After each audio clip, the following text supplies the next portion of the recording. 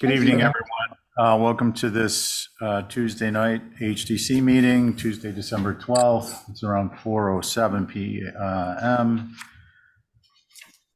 Let's see, this meeting is being audio and video recorded. Anything you say or display? Can you see?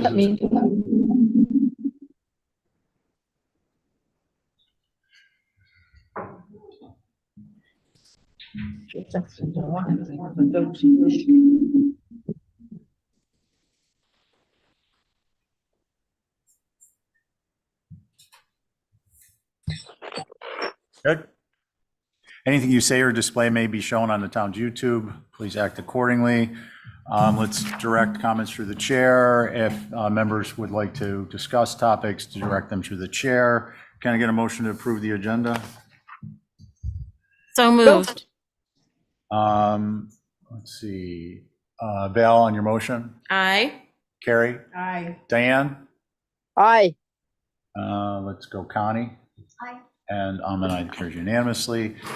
Is Abby on Zoom too? No, okay. Let's see, on signs? Mr. Chairman, the Sign Advisory Council met this morning, and their recommendations were to approve signs numbers 1, 3, and 4. So moved. Diane, on your motion? Aye. Joe? Aye.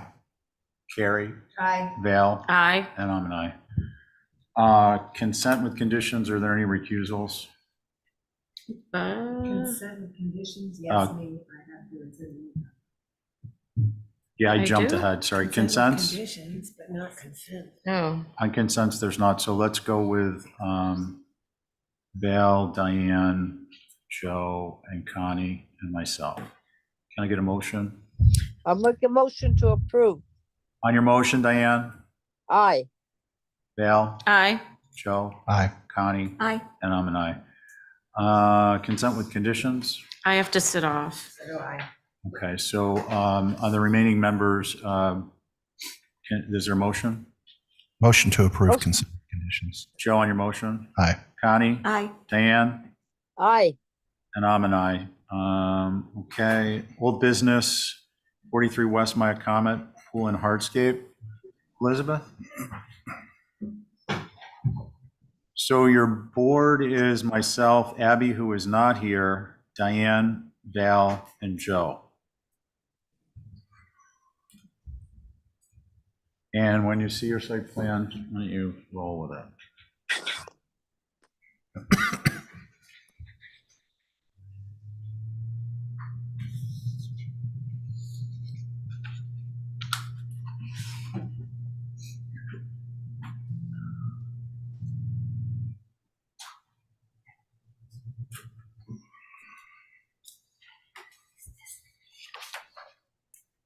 So at the last meeting, you had asked for us to restake the pool, whatever we could stake of it, because the house is in the way currently of the, Yep. where the pool's gonna go. Mhm. So that was the second time we staked that, and as well as the corners of the 16-inch wall that we're proposing.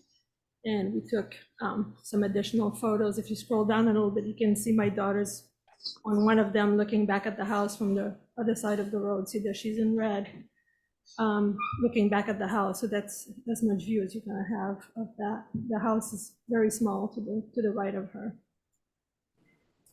In the distance, that's the side of the pool. Okay, thank you. So it's just to express that there's no visibility of this thing. You might see people walking around the pool as they might be allowed to do on their property, but people walking with the HDC review. Okay, thanks, Elizabeth. So again, it's going to be myself, Diane, Val, and Joe. Any questions?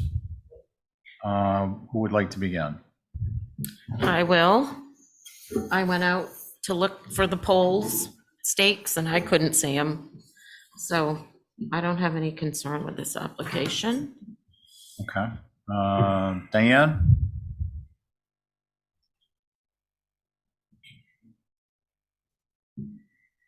Diane? Hi, Hi. as long as you can't see it, I have nothing I can complain about. And, with the, with the brush that's in front of the house going up, I think it will become impossible to see it and have it a viable thing there. So, I think you have the wrong person, Diane. It's me. thank you. Diane. Who else is speaking? Um, I heard somebody else say Diane. Can we just make sure they're muted? Can we go back to the site plan and then Joe comments?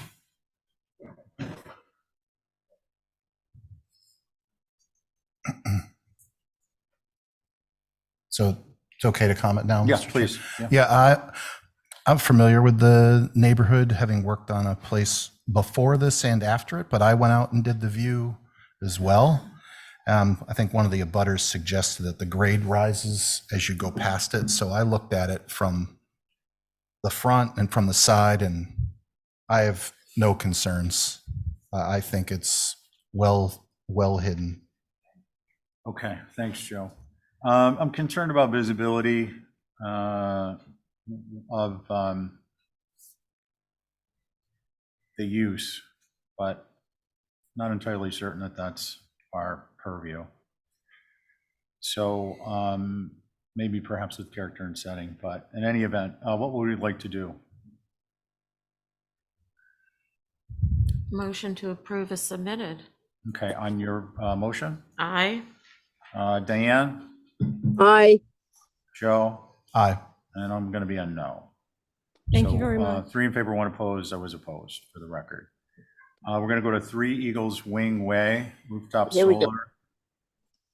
I got And to turn I believe that this was submitted last week, and we asked for additional information, which was by way of clarifications of the roof plan and some images. Is Empower Energy here?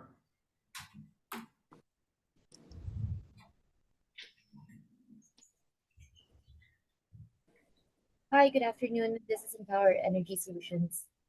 I'm sorry. Could you repeat your name, please? It's hard to hear you. Yeah, my name's Fritz. Did you guys catch that? One more time. I'm sorry. Yeah. Sure, it's Fritz, Fritz. Fitz. Okay, thanks, Fitz. Once you see your site plan, why don't we go to the locus first, please, number 2.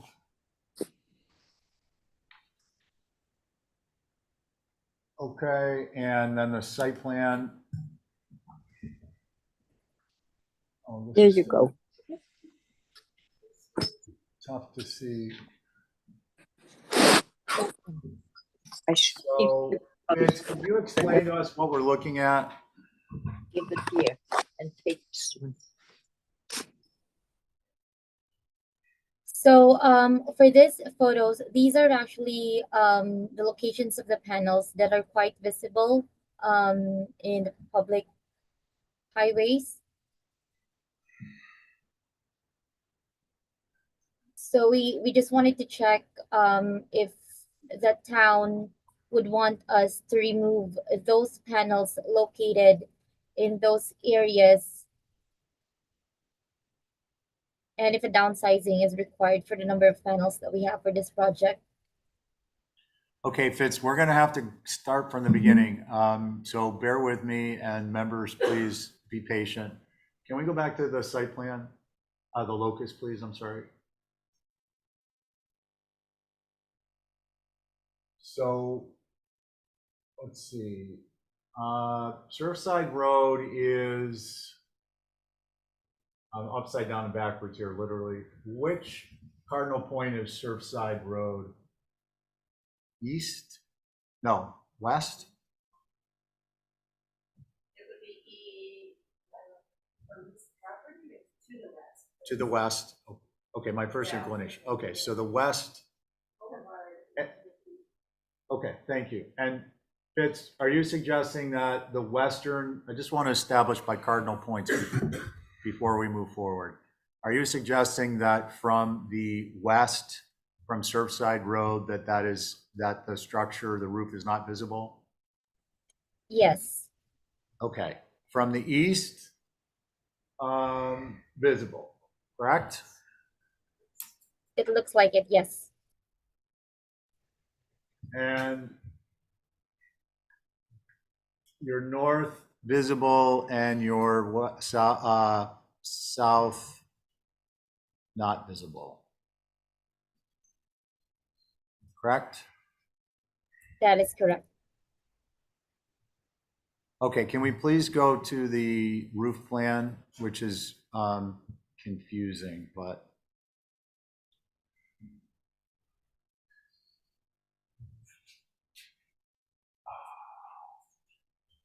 There are several lines on the roof plane which do not appear to be roof planes nor solar. Do you have any imagery and plan view within your application that would help clear that up? Let me try to look for that. One.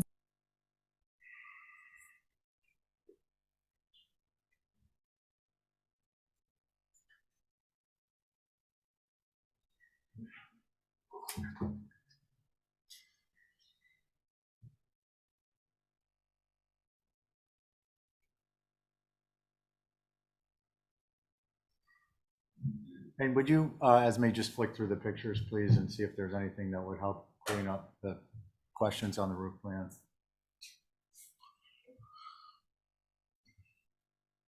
What's the next one? No. Okay, so we'll go back to the roof plan just for a minute. I just want to get really clear on what is being proposed. And I'm not certain myself.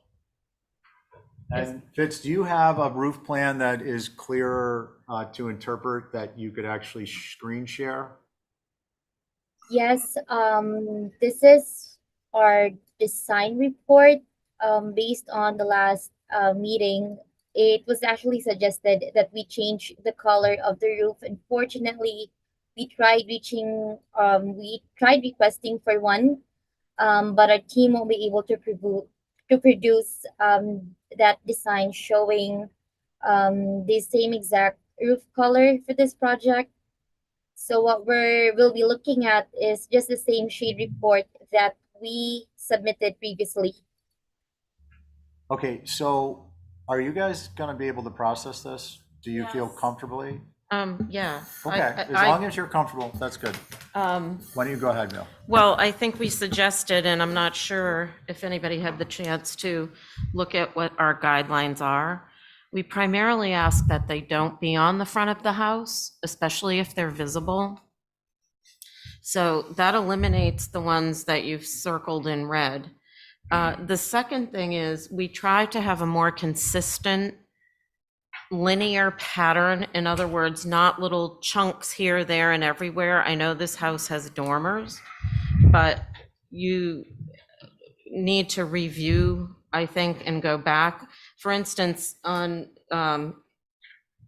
your MP5 picture where you're showing it on the front facade on the porch, Can you scroll down? it looks like you could move that easily to the southern lower roof plane, which is less visible, and et cetera, those kind of things. So I'm assuming you don't want all of these panels to go away completely. So you're probably going to have to reevaluate and come back with something that's a little more amenable to us. I think too, what I'm seeing is maybe wires, like how things are wired together. There's these little squiggly lines. Those could be left off, at least for the HDC portion. And or consider a ground array. Understood. Okay. Now we did have this last week, so I'm sorry, I wanted to establish the board. It's myself, Abby is not here, Diane and Val. So Diane, would you like to comment?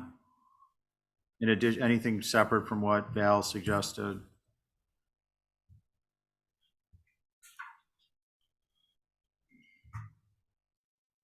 Is Diane muted?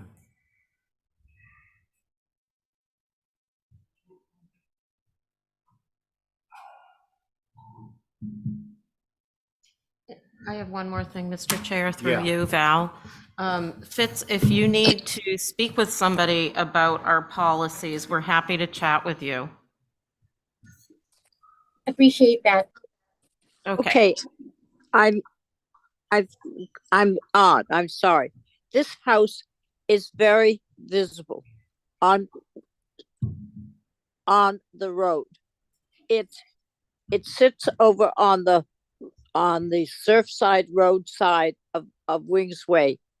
It is visible from Surfside Road. It's a dip and there's planting and stuff there. It becomes visible. When you go up Wings Way and you make the little circle and come back down, you see it from the south, the east, and the west. You don't see it from the north because that other house is pretty much blocking it. So I think it's a very questionable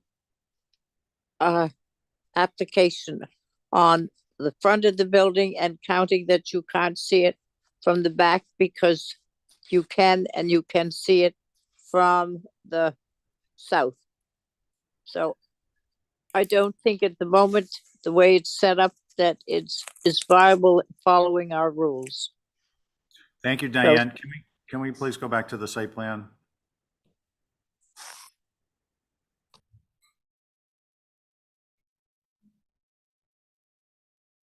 Okay, and then can we go to the roof plan?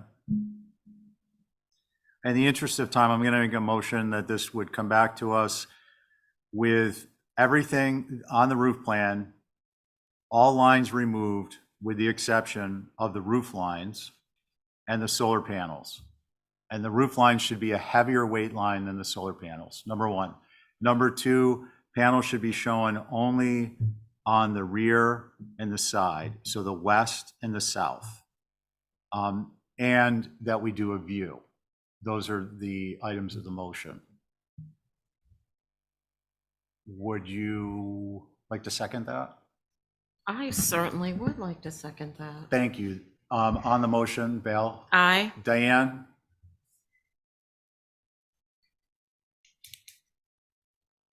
Aye. And I'm an aye. So Fitz, that's what we need to get is a clean roof plan showing the solar plans in a slightly lighter line. No Aye. solar on the east or the north. Thank you. Thank you. Okay, next is new business, 43 West My Comet, new shed. Hello, Matt. Hello, Mr. Chair, how are you? Good, thanks. Hey, guys, I just want a couple quick things. We're going to be heading into the holidays pretty soon. We're going to not have meetings. There'll be Christmas break time. There'll be New Year's break time. Ray's not here. Abby's not here. We're short Holly. So from the just operation standpoint, it's a little thin. I'm going to ask and try to pursue that we keep comments succinct, bullet points. And if you agree with someone else, just simply say you agree with them versus repeat what you agree with. And we can move quickly through these applications and hopefully, not have a big, huge backlog when we get back. I hope you will accept that in the spirit intended. Matt, why don't you go ahead? Sure. To your point, Mr. Chair, there's also the option of like blanket approvals for the month of Yeah. December. Just an idea. Spitballing. Matt, on your motion. Yeah. All right, so thank you, Mr. Chair. So I believe Elizabeth was just in here for the pool. This is 43 West Maya Comet. This is an application for a zoning shed on the property. It's located behind the house. We tried to keep the details fairly simple. The rake details, window types, trim, color all match the approved house. And we intentionally placed it where we did so it was minimally visible as possible, provided some site photographs to demonstrate that as well. And so with that, look forward to comments from the board. Thank you, Mr. Chair. Okay, thanks, Matt. Are there any questions of the applicant's agent? Let's establish our board. It will be Val, Carrie, Diane, myself, and Joe. This is going to be challenging. I'll go. Go ahead. I motion to approve as submitted. Okay, I'm going to hold that for, does anyone who's seated have any concerns? No. No, No. Okay, I second her. excellent. Val, on your motion? Aye. Carrie? Aye. Diane? Aye. Joe? Aye. And I'm an aye. Carries unanimously. Thank Thank you. you, Matt. Thank you. 2 Forest Ave, new mixed use revision.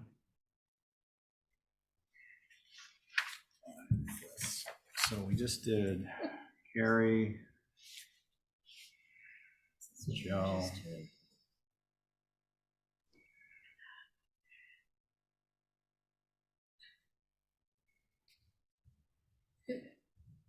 Matt, when you're ready. Okay, thank you, Mr. Chair. So this is a building that you've approved. We've been back before you subsequently for some minor revisions. The application tonight is to make some additional revisions. I'm going to apologize too, because we submit the previous approval and it's a large format scan. We're still kind of working through that because it's a larger document. It's a little hefty, but we are working on that. So if you scroll down, the proposed is probably halfway through. I think when we get there, I can walk through it. But in general, what we're looking to do is reintroduce a front porch covered entry that we previously had approved. We since omitted it and realized working through the interior layout of the plan that it makes sense to have it. So that's a great shot there. So it's reintroducing a gable entry on the front elevation. So if you shifted down to sheet A2.1, you'll see the clouded section. Again, that's the proposed. So in terms of the height of the building, general elevation from the parking area where it will be most visible, which is east, is not a really dramatic or significant change. The other revision is the introduction of we do need a Lula lift for accessibility on the second floor, given the number of apartments. We've looked at a number of different options, and we are required to have a shaft. And so we've located it in a place where I think it's going to be minimally visible. When you do look at the east elevation, it does show up ever so slightly, but I do think that's a great shot there. Thank you. So there's that center section with the gable porch entry, and you can see on the upper right-hand portion of the elevation, just that small hip roof, and that's purely a function of the required elevator shaft. Again, I don't think that's going to be highly visible from the parking lot, but it is an accessibility requirement. The other change, shifting to the next sheet, which is A2.2, on the rear of the building, given the interior configuration, the right side of this portion of the structure is planned to be a kitchen, and so the larger French doors just don't make sense, and so we wanted to provide some natural daylight into there, and just suggested going with a transom window. We'll probably be doing some screening through fencing, I'm guessing, around this portion of the building because it is right off the kitchen. So again, it's on the back of the building and not very visible. You can also see on the left side the elevator shaft in its profile. But again, we did try to locate it in a way where it would be minimally visible. And then finally, on sheets A2.3, and the same applies for A2.4. Again, given space requirements, we're trying to capture some more space. So if you compare the previously approved elevation below it, which is the south, you'll see we had a break at the gable. And in order to capture more square footage for both first floor retail and second floor residential, we're proposing to make that all flush. Now, the buildings are pretty tight to one another down there, so the visibility of this, we feel like is probably minimal, but even if it was visible, I don't think it detracts too much from the overall presence on the parking lot side. So those are the changes, Mr. Chair. Thanks, you. Matt. Does anyone have any questions? Okay, Val, and then I do. Well, it took me a minute. I was looking at the old plan. I know, we'll work on And that. I'm like, Apologies. that looks so different. Is there, I'm just asking, Mhm. any way to make that look like a chimney instead of a turret? I think it's certainly possible, yeah. You know what I mean? Like you can put the vent in it and all that stuff, but like sort of, We could do that. If you did do that, it probably would reduce the height of it by whatever the height of that roof pitch is. So it'd probably take about a foot and change out of it. So we could certainly do that. okay, Val. thank you. Matt, my question is on the east. Did you cover that front entry change? That addition of the gable in it? Yes, I let off of that, but I think that, again, Yeah, sorry, I missed it. I was making a little chart here. And is that facade being pulled forward at all or no? no, it's still, that section is recessed, but the actual gable porch does project Yeah. beyond the building. So it is flush with the other two gables. I do think on sheet, That's good enough. Thank you. sure, Appreciate it. 3.1 is a perspective. Okay, I'll check it out. Who would like to go? Again, it's Val, me, Val, Diane, Joe, and Connie.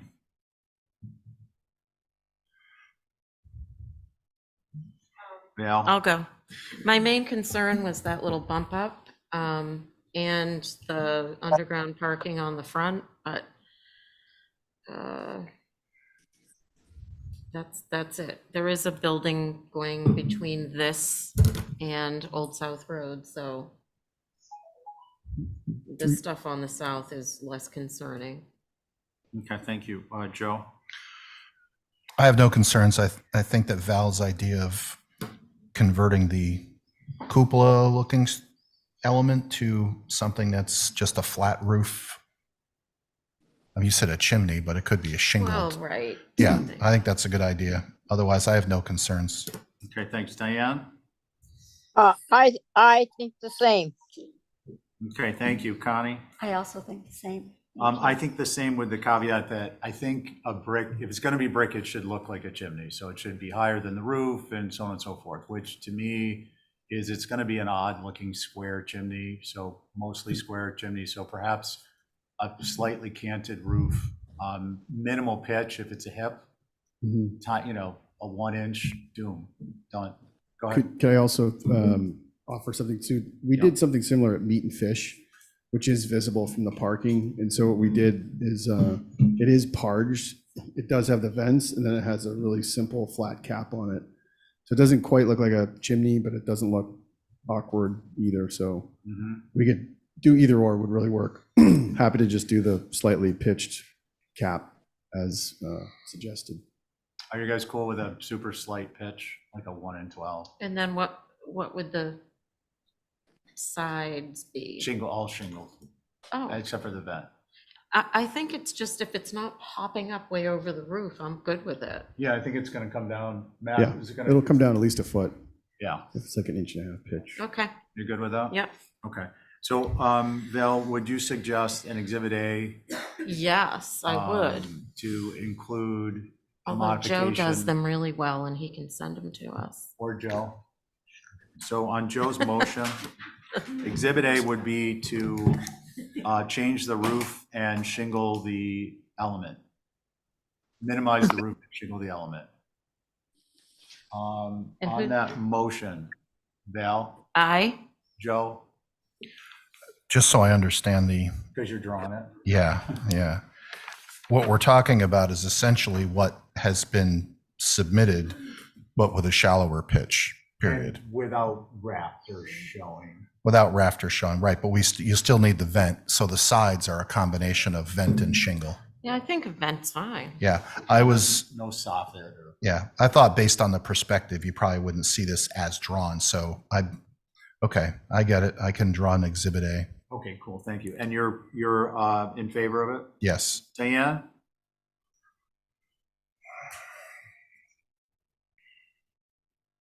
Diane? Connie?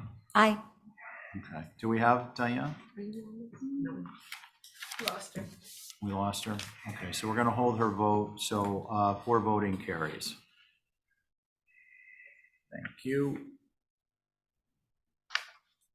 All right, next up, Thank you. thank you, Matt. 8 Gray Ave, fenestration and roof. It will be me, Val, is Diane back with us? I'm going to go ahead with Carrie, Joe, and Connie. I mean, Do we have an applicant's agent? ooh.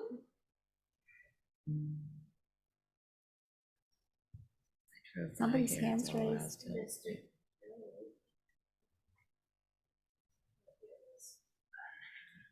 Yuri? Yuri, are you with us? I saw his name. Yeah, I'm here. Hello. Sorry, I wasn't able to unmute. Okay, you don't have to apologize, just don't do it again. Just joking, of course. Why don't you go ahead and, once you see the site plan, explain to us what you got going on, and we'll go right into elevations. Yeah. So we are proposing a change on previously approved a while ago. Additional changes to fenestration, changing the windows to 6/1, changing the color of the trim and windows to white. And from the front, as you look at from the driveway, which is pretty much only visible, we are adding a little pent roof over the left entry, which we added with door change to 6 light. And then there are some changes in the back which are pretty much not visible, like changing the back door to 4 panels slider, and then the kitchen windows slightly also changing to 6, or actually 4/1. So yeah, those are the most, I mean, the front from the driveway, the pent roof is the most important, I think. Okay, thank you. Val, any questions? No, Anyone else questions?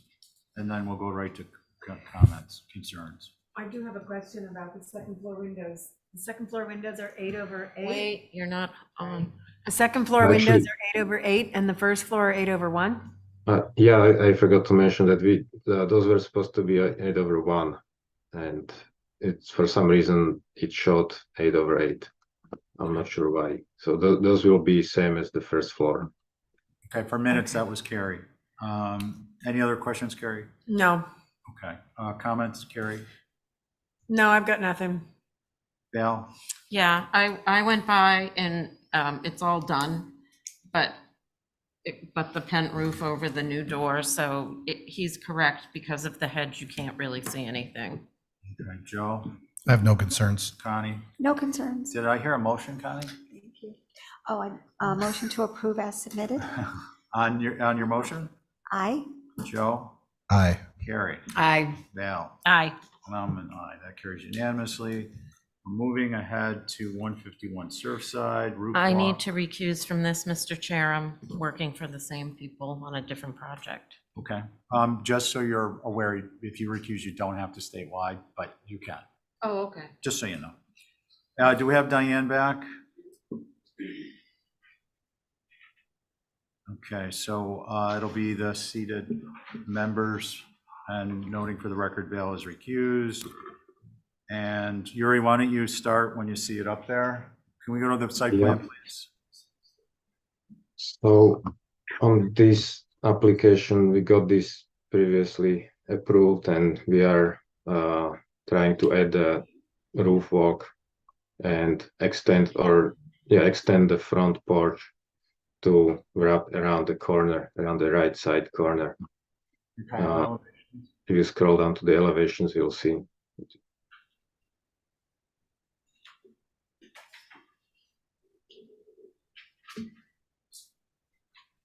So yeah, you see we had the front porch only in front of that main part, and we are extending it all the way to the right, and then adding a roof walk. And actually, I have the windows bubbled because I changed the size of them to make them slightly smaller because they were a little bit too tall on the approved elevation. Okay, And next it- elevation. And also I wanted to mention that it's pretty much it's not visible. It's really far away from Surfside Road and behind lots of existing vegetation. Okay, next elevation.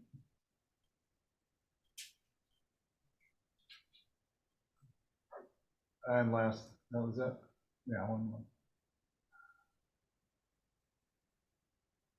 Okay, again, it's myself, Dan's not here, Carrie, Joe, and Connie. Are there any questions? If there's any concerns, who would like to go first? If there's no concerns, who would like to make a motion? I have no concerns. I think this is an improvement. I'll motion to approve as submitted. Okay, so we don't have Diane here, so again, me, Carrie, Joe, and Connie, all in favor say aye. Aye. Any opposed? Carries unanimously. All right, next up is, Mine's 122 Main Street. oh, Yuri again, 122 Main Street. It's me again, yeah. All right, Yuri, same deal. Site plan, quickly for orientation and then elevations and start your shtick. So yeah, this is a small addition or change, not addition, change in the back of the house, which is kind of behind the corner, not visible from Main Street, but partially visible from Bloom Street, adding the changing that little roof over the little dining space into a deck, and then adding a door, which is not visible, but you'll see that little deck with the railing, and then also adding one window in the kitchen to making it 3 windows, and then 1 window in the dining room, making it to 2 windows. It's all changes on that elevation on the south. Okay, thank you. Do we have any questions before we do Holly comments? No? Holly comments, please. The town's preservation planner. Brought to you by Esmeralda.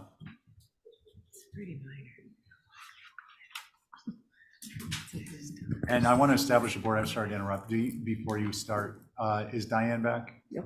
Okay. Would you, as opposed to my keep asking, would you just let me know? Obviously, thank you. So we'll be all of us sitting here. Board. Go ahead, Esme. Holly's comments, the second floor deck off the rear end of typical Nantucket is highly inappropriate as it must be visible from Bloom Street. The French doors should be a typical 12 light with kick panel. The 3 gang windows on the south rear elevation shown should be removed and made a single double hung. The deck should be eliminated or reduced in size significantly. Thank That is you. it, Mr. Chairman. Thank you, Esmeralda. Yeah, Mickey, are you here? I'm here, yes, thank you. Okay, if you'd identify your group, and I just want to restate in abbreviated form, if you agree with comments that have been made, please just acknowledge you agree with them, and you don't have to repeat them. Okay, I'll make it quick, I promise. So this will be visible from Bloom Street. First of all, this is Mickey Rowland. I represent HSAG, which includes Angus McLeod, Jason Finger, Lucy Dillon, Mary Bergman, and Marcia Fader. So this will be visible from Bloom Street, and second floor balconies in the OHD are not appropriate. If it's approved, it should be minimized as much as possible, making the narrow sliver facing of the roof facing to the west, I guess, a little bit wider would make it less visible from Main Street. And then the triple ganged windows facing south are not appropriate. It should be separated. Thank you. Okay, thank you, Mickey. Thank you, Chuck. Thank you. Hi, I'm back. Okay, great. Diane, I established a board on this one, so, and we started, so I'm gonna pick you up on the next one, okay? Yeah, that's right. There's something wrong with the connection of my thing and Zoom. So Charlie just fixed it again. Okay, cool. So Thank you. thank Glad you. you're back. Before we take questions or comments Thank from the you. public, Thank you. are there Thank you. any questions from the sitting members on the application? Okay. Who in the public do we have? No one, Mr. Chair. It was just Diane was raised hand. Oh, okay. Okay. Who would like to begin? Concerns? I'll go. Val?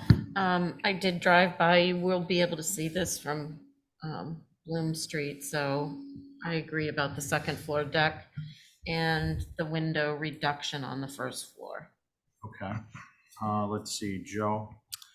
I agree with Holly's comment about the second floor door should have a kick panel, and Mickey's comment about well, he mentioned the west elevation where you see the cheek wall that is trying to hide this deck, but you also see on the south that cheek wall is probably 8 inches wide.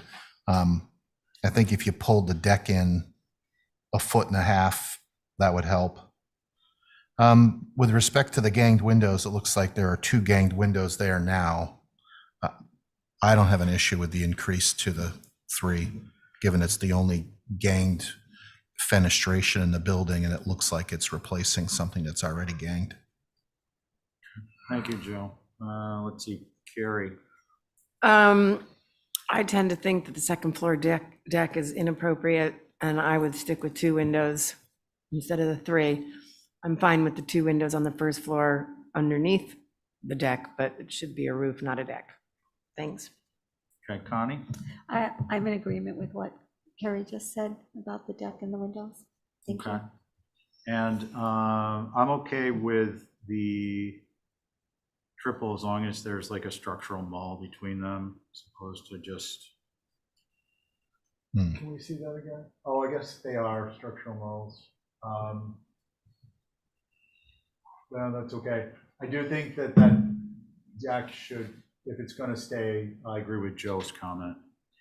What would we like to do, folks? First one to a motion gets to the name. Can I ask quickly a question?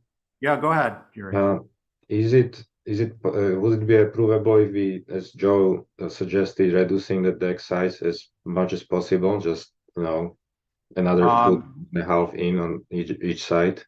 Okay, understand the question. Answer remains to be seen. What would we like to do, folks?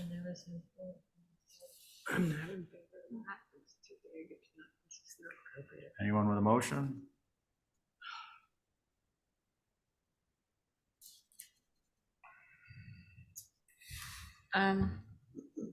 Well, I can try. Sure.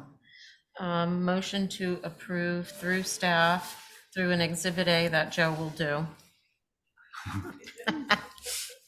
Pulling the deck in 1.5 feet on each side, adding kick panels to the doors, and reducing the first floor windows to 2 as existing. Okay. Before we move on to motion, Joe, do you accept that task? I do. I have a question related to that Okay. task, Question on the actually. motion from Joe. The deck, when we're talking about reducing this thing, it would come in from the west 1.5 feet, but yeah, I guess and the south. Okay, yeah, All the way to the because door. it's a corner deck, Right. so it's not. Right. Okay, I understand. Yes, I accept the task. Okay, and on the Thank motion, Joe? Aye. Carrie? Yeah, I'm a no.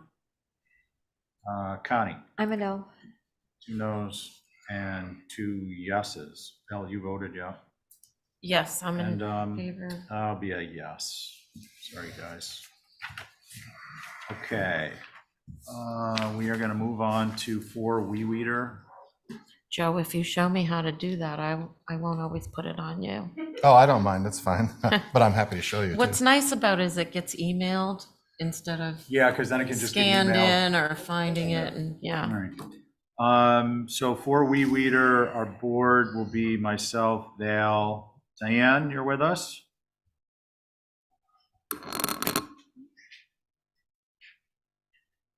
Yes? I'm right here. I'm right here. Okay, great. And Carrie and Connie. Let's see. Go to the site plan and then a description. Just the drawings. Oh, Good evening, guys. The site might be with the shed or the pool. Are you able to do that? We are going to be doing the Main house moved first? dwelling on lot. Okay. So the site plan might not have scanned with this one. It might be with the pool. But I could start if you're ready. Yeah, no, I'd like to see the site plan. Okay.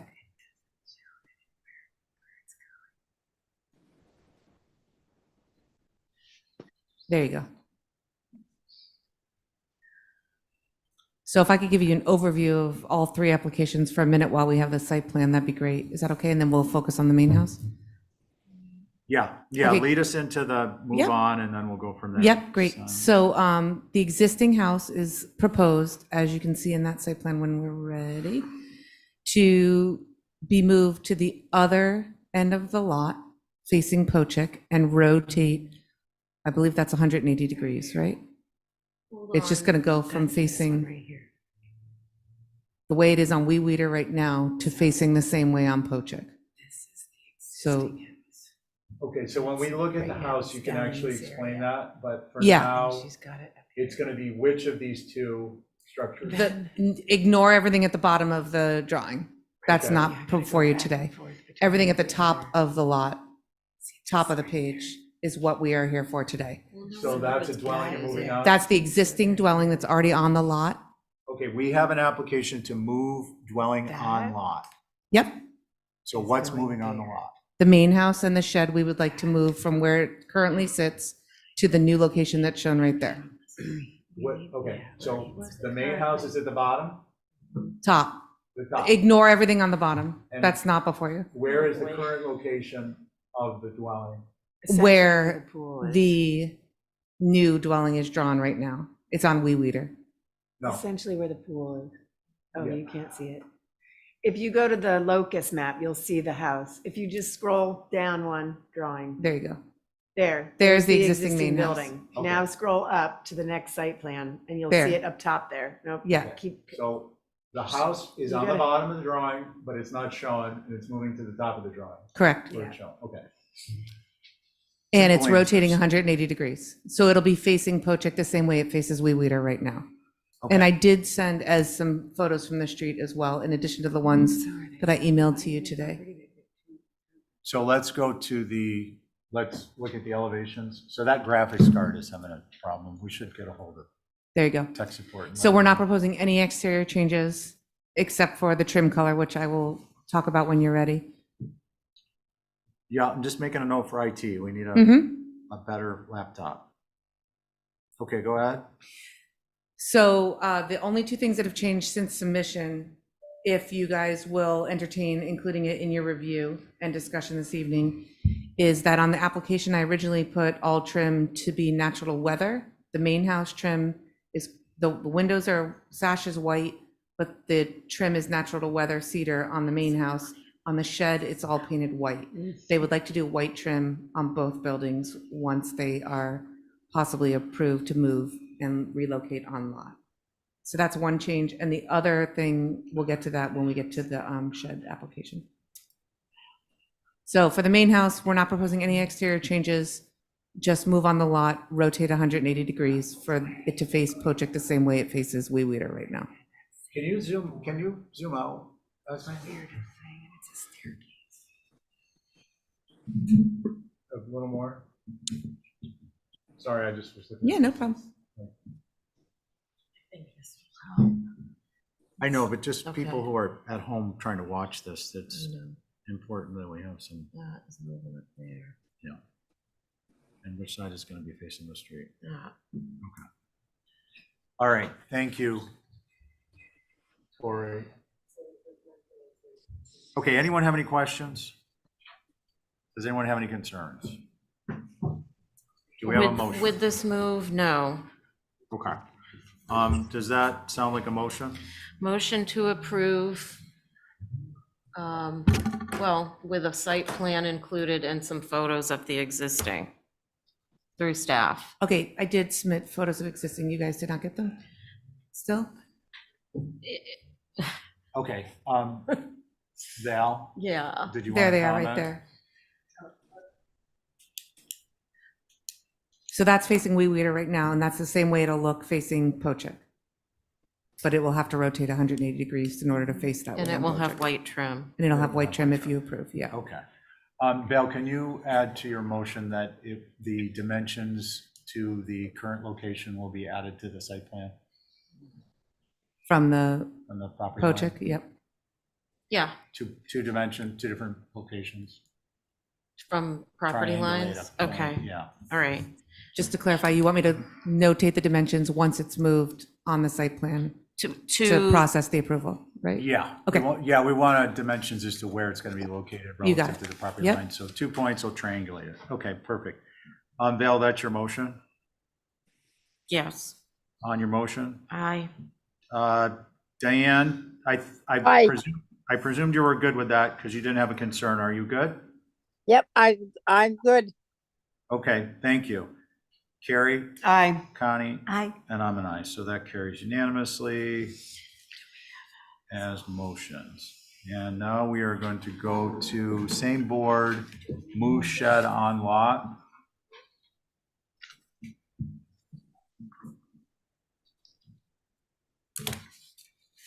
Same routine, hopefully a little bit smoother. Yep, so there's the site plan if we need to look at that. This is the existing shed that I also included pictures of. Hopefully you guys received them again. This will have a slight renovation to it, an outdoor shower that's being added with a 5 and 1 6-foot fence. We would, again, like to keep the existing white trim on this to match the existing previously approved main house move-on lot. The only change, if you are again willing to include it and discuss it this evening, that has happened since submission, is that they would prefer the shed go to the right of the pool, which would obviously need to include a updated site plan for approval. Okay, I have a To question. the east, sorry, Tori, when you say to the right of the pool, to the east.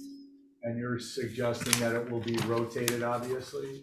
Yep, it would sit the exact same way it sits now on the lot and just slide north. Do you see Yep. where you can see it, where it existing, right there? It would stay in that same, but square off Yep. and be to the right of the pool. The pool would probably have to go over to the left a little bit. Got it. That's was the next question, is if you Great. anticipated that. Yep. Okay, can we look at the elevations? And can you answer the question, you said a 6-foot fence, that's currently part of the structure? No, that would be a new renovation to the structure right And- there around the outdoor shower. Everything else is existing. Okay, thank you. Yep. Me, Val, Diane, Carrie, and Connie, are there any questions? Any concerns? Is there a No. motion? Motion to approve. All right, Diane, on your motion? Aye. And Diane, that's an approval through staff with a revised site plan? Yes, please. Okay, thank you.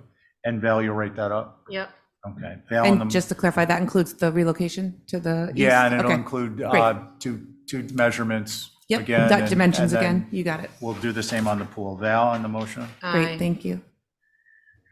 Carrie, Aye. Connie, Aye. and I'm an aye. That carries unanimously. And now we're going to move to the pool. We're getting so smooth here. I'm frightened.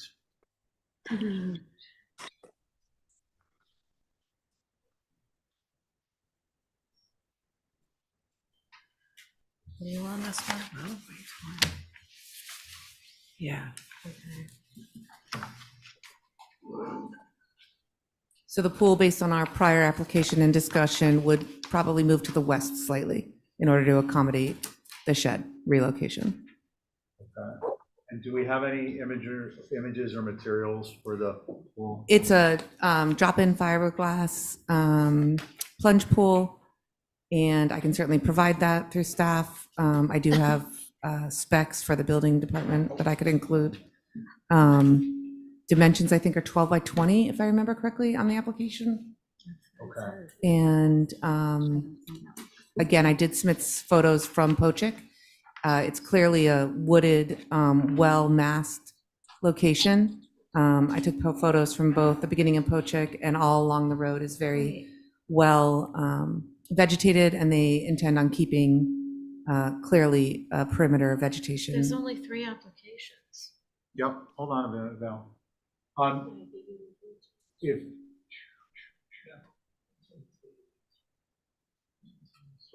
Did I write that on the wrong one? yeah, you wrote it on. God damn it. Did we lose the PDF? I think, Esme, if you close down anything going on in the background, because the graphics card just isn't able to keep up. That's how it was made. With the black? Oh, okay. Yeah, what is the black? Okay, are there questions, comments, or concerns? Why is it, can I ask a question? Diane, go ahead. Why is it being called a plunge pool when it's 20 feet long? Like 12 feet wide, that's, Yeah, I don't know. Plunge pool isn't in the zoning bylaw. It's, a pool or a spa, so I think Okay. it's just semantics. My apologies.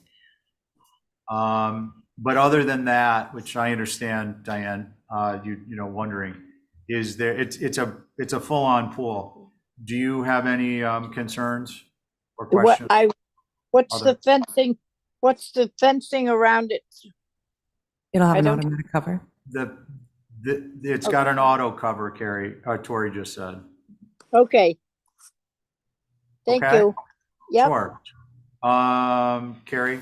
Yeah, I'm fine with this. I think we should put our caveat if it's going to be shifting around without us seeing where exactly it's shifting. Absolutely. I think we should have our caveat of not visible at the time of inspection, et cetera. Okay. Connie? No concerns. Thank you. Okay, so my concerns are we need pool dimensions added to the site plan. And are they on the application itself? Yes. Yes, they are written. So I don't need them on the site plan. And dimensions to triangulate the location of the pool and the new site plan. Do we have a motion for our typical condition of approval and not visible time of inspection or thereafter, no change from existing grade at time of application, and 2-dimension lines to triangulate the pool? Yes, that motion would be mine. Okay, on your You're gonna write motion, that. Carrie, Aye. Val, Aye. Diane, Aye. Connie, Aye. and I'm an aye. Okay, great. And just to clarify, those are all through staff? Yes. Okay, great. Thank you. Okay, so that moves us to 930 Acres LLC, new fence.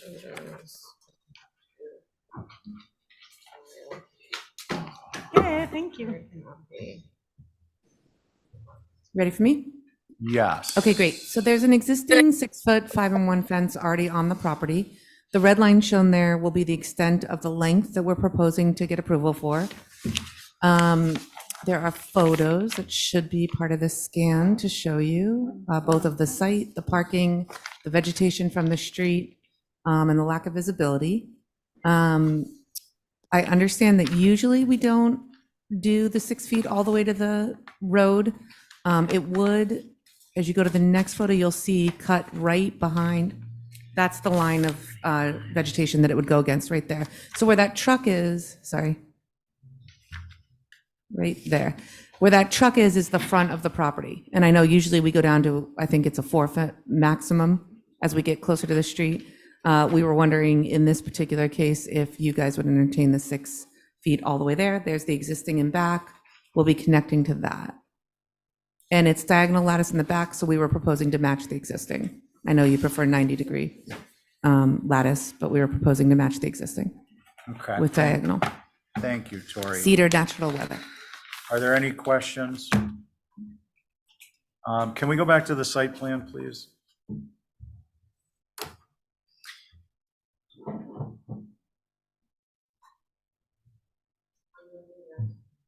And Tori, you Yep. had suggested 6 foot even in front of the house? Yes, that's what we're asking for, Okay. just pending your wanted to- discussion. Yep, Just wanted to clarify. absolutely. Okay. Val, I was writing up the extensive. that's why I did a quick review. Did you see Exhibit it? A's. So basically I'm not 6 foot. sure I'm comfortable with it going the whole lot line to lot line. That's a tremendous amount of fence. Okay. Would like- you like to suggest something along the lines of our guidelines or? To stop at the corner of the house. Okay.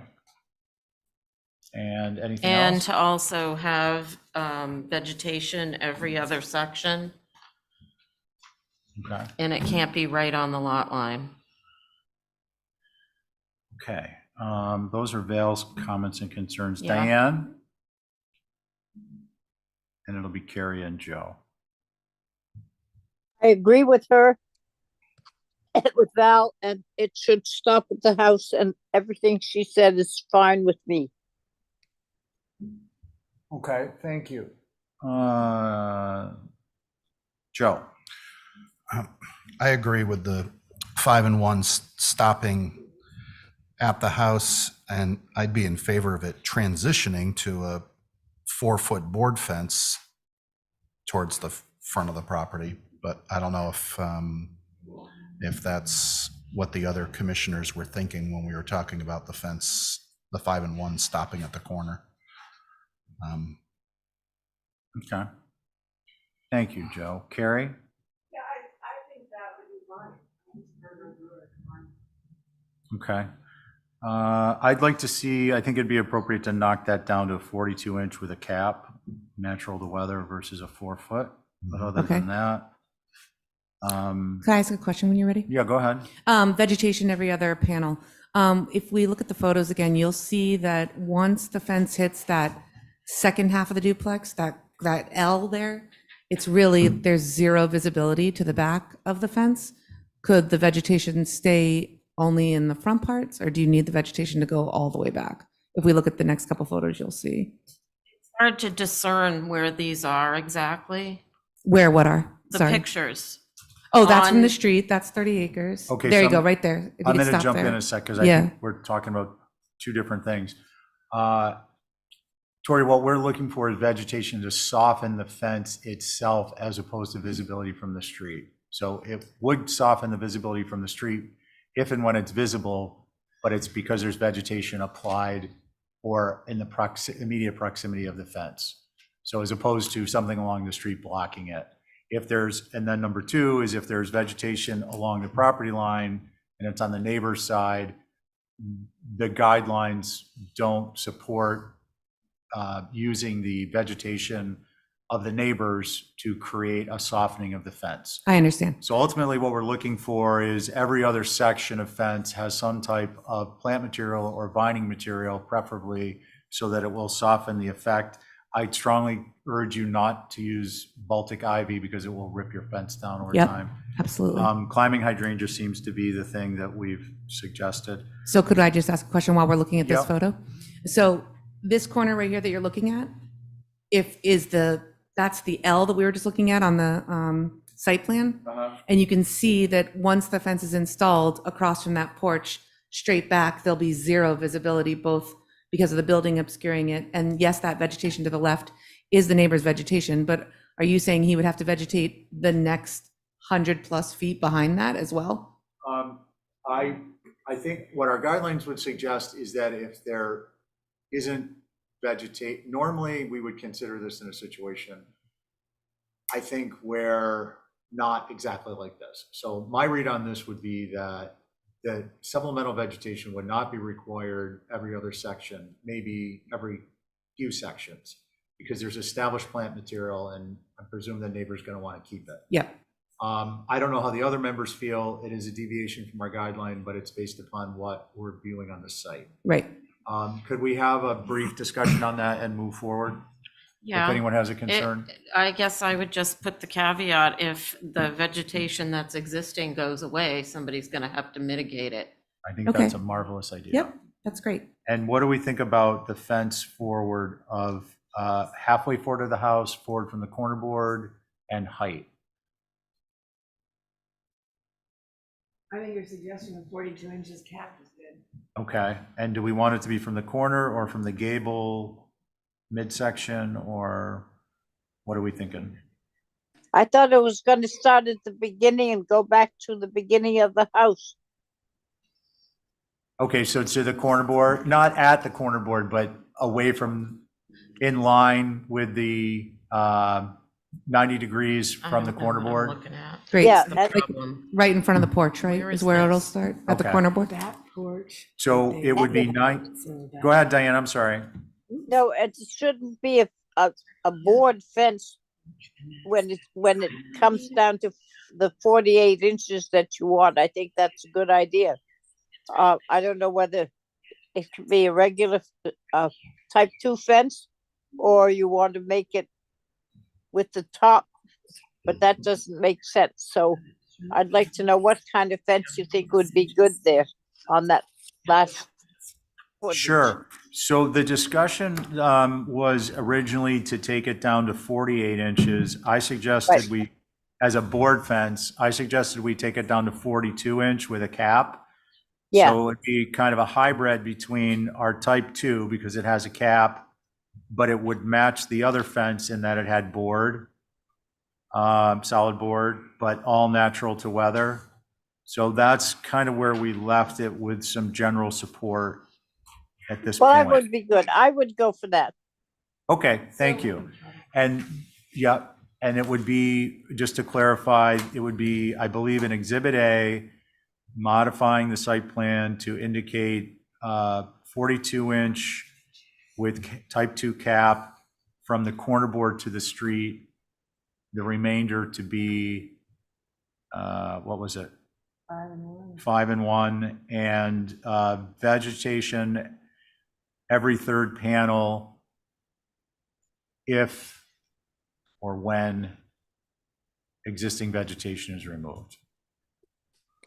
Is that your motion, Val? Yeah. As an Exhibit A? Yep. Okay. On your motion, Val? Aye. Diane? Aye. Joe? Aye. Carrie? Aye. And I'm an aye. Carries Okay, great. unanimously. And that's a board fence with a type 2 cap. Yep. Okay, great. Natural to weather. Thanks, guys. Yep. So now we're back to Yuri. It's the Yuri hour. It's me again, yeah. Does anyone smell pizza? I don't. Or is it just my wishful thinking? No, I think you smell it. Do you think so? It's Okay, like me in the morning. So before we get started, I think we're going to take, Connie's going to check before I announce a break.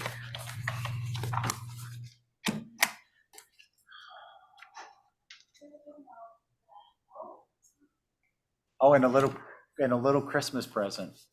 So we're going to take a 8-minute break for everyone at home and here in the audience before we get started with Yuri on 61 Fairgrounds Road. And it is now, what time is it?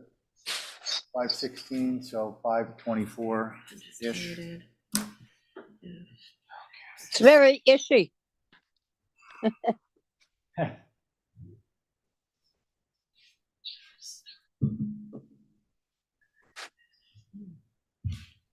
Okay.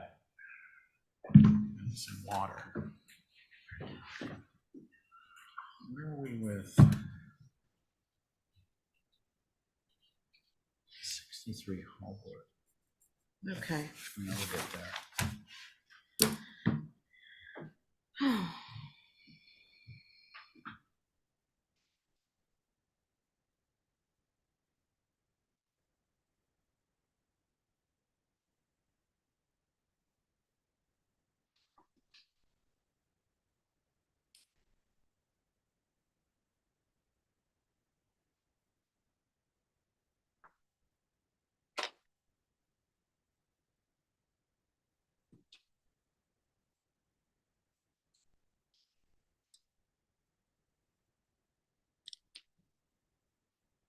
in Ukraine, there were a lot of mess, and nucleus of this terroristic organization is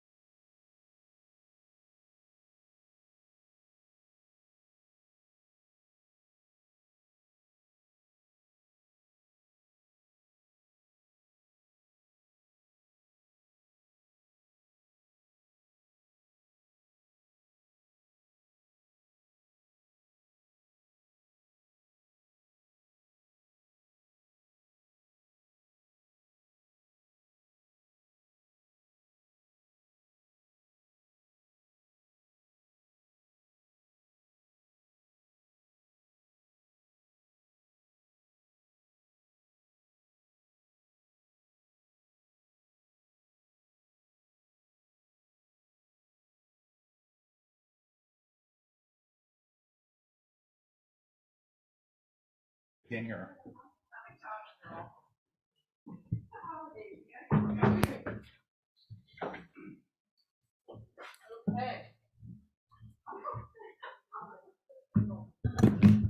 Okay.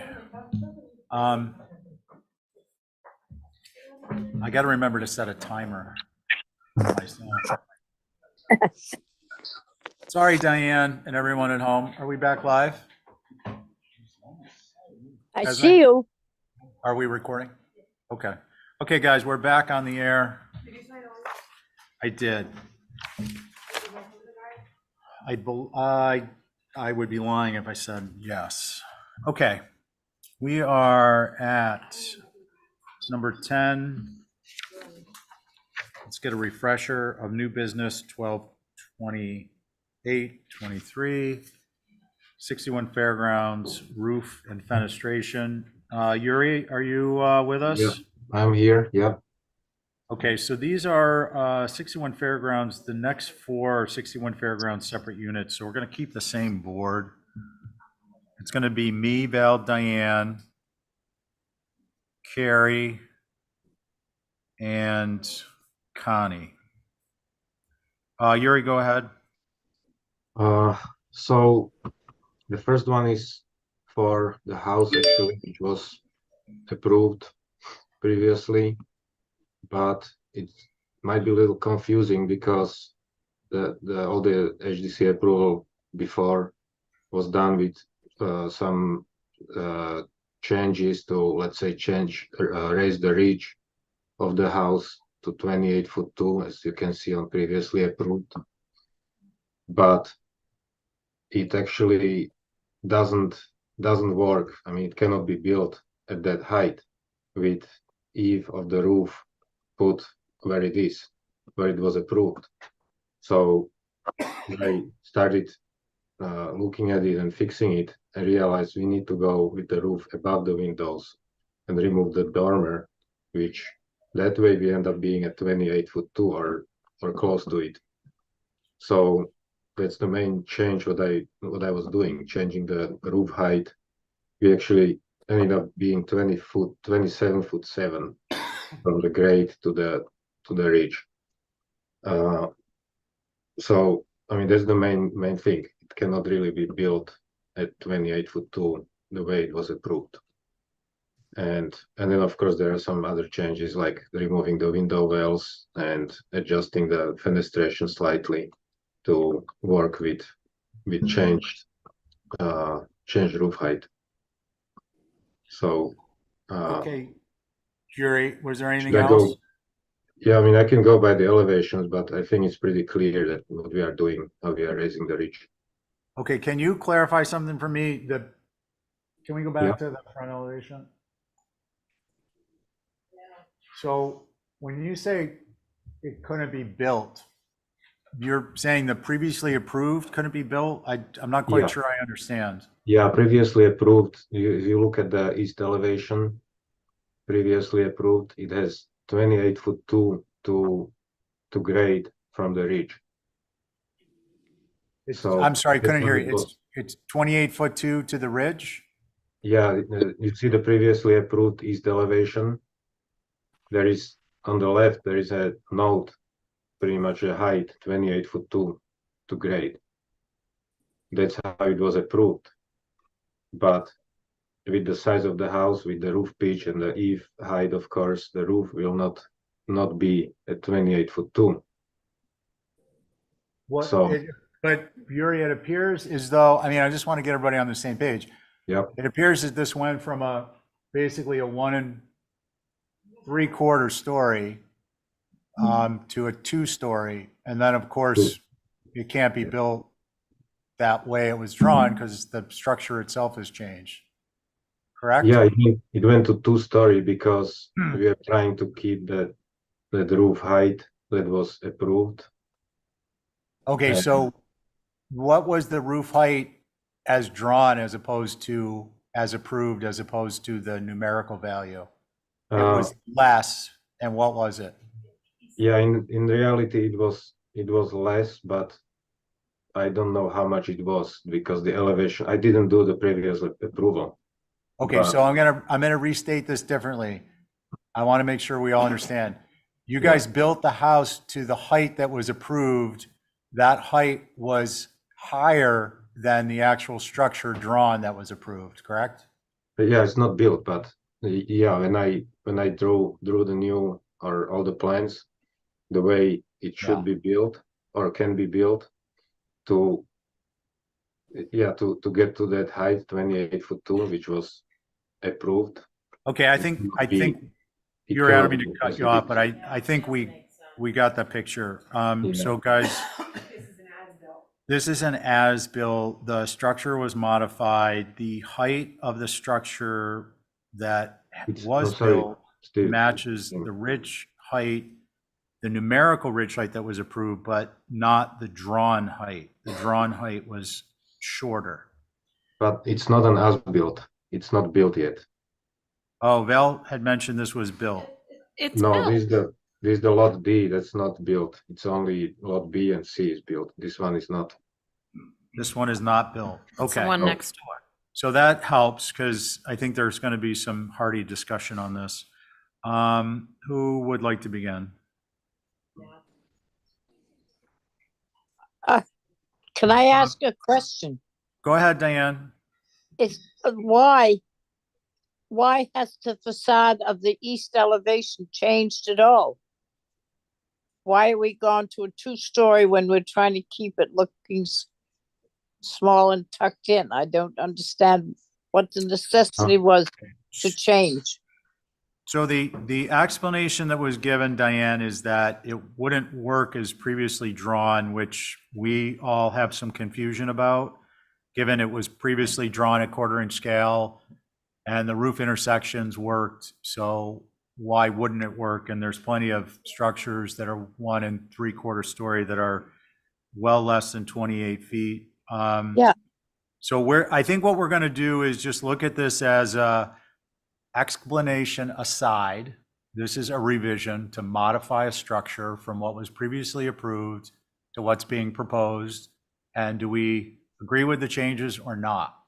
And then let's leave the explanation out of it because it's a little confusing and frankly, it's not relevant. Okay.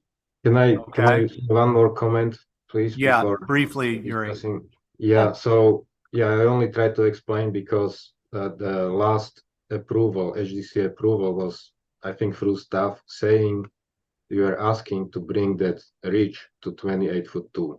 Like there was the condition to it will be approved with that height, and that's why I was trying to keep that height. I can build it lower, no problem, but it won't be the height that you asked to have.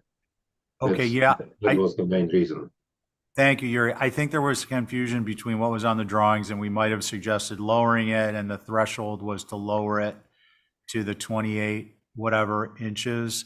So we're going to look at this based upon what was previously approved in terms of the 1/4 inch scale drawings, not as a primary, the numerical height annotation. Does everyone got that? Again, the board is myself, Val, Diane, Carrie, and Connie. And who would like to begin? Well, I personally don't really understand how the shorter house was higher than, Can I interrupt? Yeah. We're not going to get into that. Do we think the changes proposed are appropriate or not? That's all we're going to get into. Because it doesn't matter why he's really proposing it. well, there's no floor plans either, so I personally think it's rather large next to the other 4 houses that are there. Maybe we should view it. Okay. Diane? I agree with that. If I had to choose, I'd choose the little one that's only 1 3/4 size. And I don't know how it can be done to 27 and then it went up to 28. That's not any of my business. I'm just telling you what I like as the front. I think it is more fitting in using the one with the dormer. Okay, thank you. And I just want to point out the prior approval was, as drawn, was actually significantly less than 27 feet. Yeah. Connie? I don't have anything else to add, but I would be open for a view. Thank you. Okay, Carrie? I think that whole corner, all the buildings are massive, and I recall trying to get this one not so massive looking, and now it's just another massive house over there. So I agree, wow, I'd like to go look again, and not sure why this can't be built. Try your microphone, Carrie. Shoot. You want to re-summarize your points? I agree with Val. I think we should take a look. I think the intention was to try to keep this building on the smaller side, and I do not understand why it cannot be built as a 1.5 story or 1 3/4 story. Okay, so my comments are, it can be built lower. It can be built as a previously approved. I would like to see the scaled dimension added to the drawings. I would like to see perspectives of this home and the other home from Fairgrounds. And I would like, and Parker if visible, and I would like to see Fairgrounds and Parker Lane street elevations of the homes prior approved and this structure. So basically 3 elements and a view. Does anyone have any concerns about that? I think And if it sounds good. Okay. Diane, would you like to make that motion? Yes, that's my motion. Okay, thank you so much. So on your motion, Diane, Aye. Val, Aye. Connie, Aye. Carrie, Aye. and I'm an aye.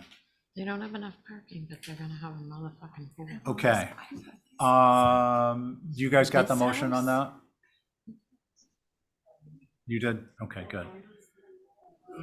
Now we're going to move on to 61 Fairgrounds, Lot B, new pool. Yuri, before we get started, do you have a site plan that shows each of these dwellings in relation to one another and the new pools? Yeah, each site plan has dwellings, but yeah, it's all separate for Yeah. each lot. So I can. I would suggest to make this an appropriate use of our time, and I'm sorry not to delay you. We can put you, Yuri, on the next meeting, but I would suggest that we get a master plan that shows each of the approved dwellings as approved and each of the pools you're requesting, and then include that with each application in addition to the individual site plan. Because we're going to request it anyways, and that's going to save everybody some time tonight.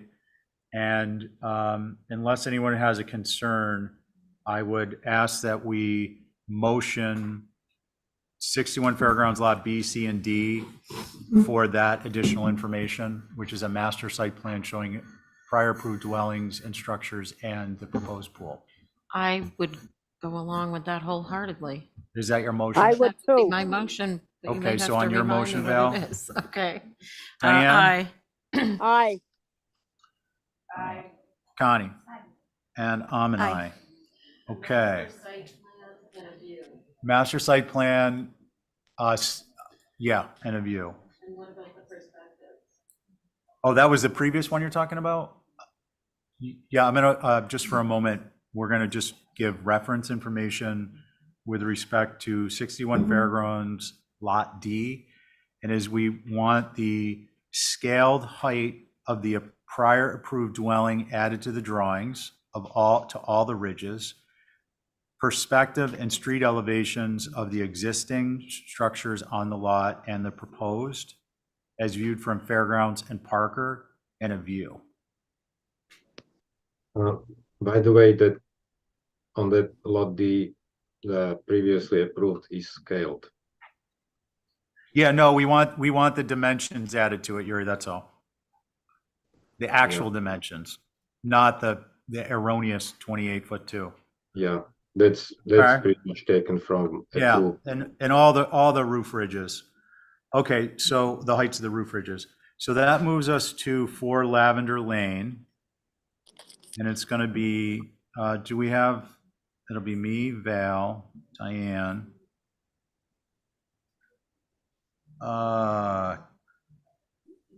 Carrie and Joe.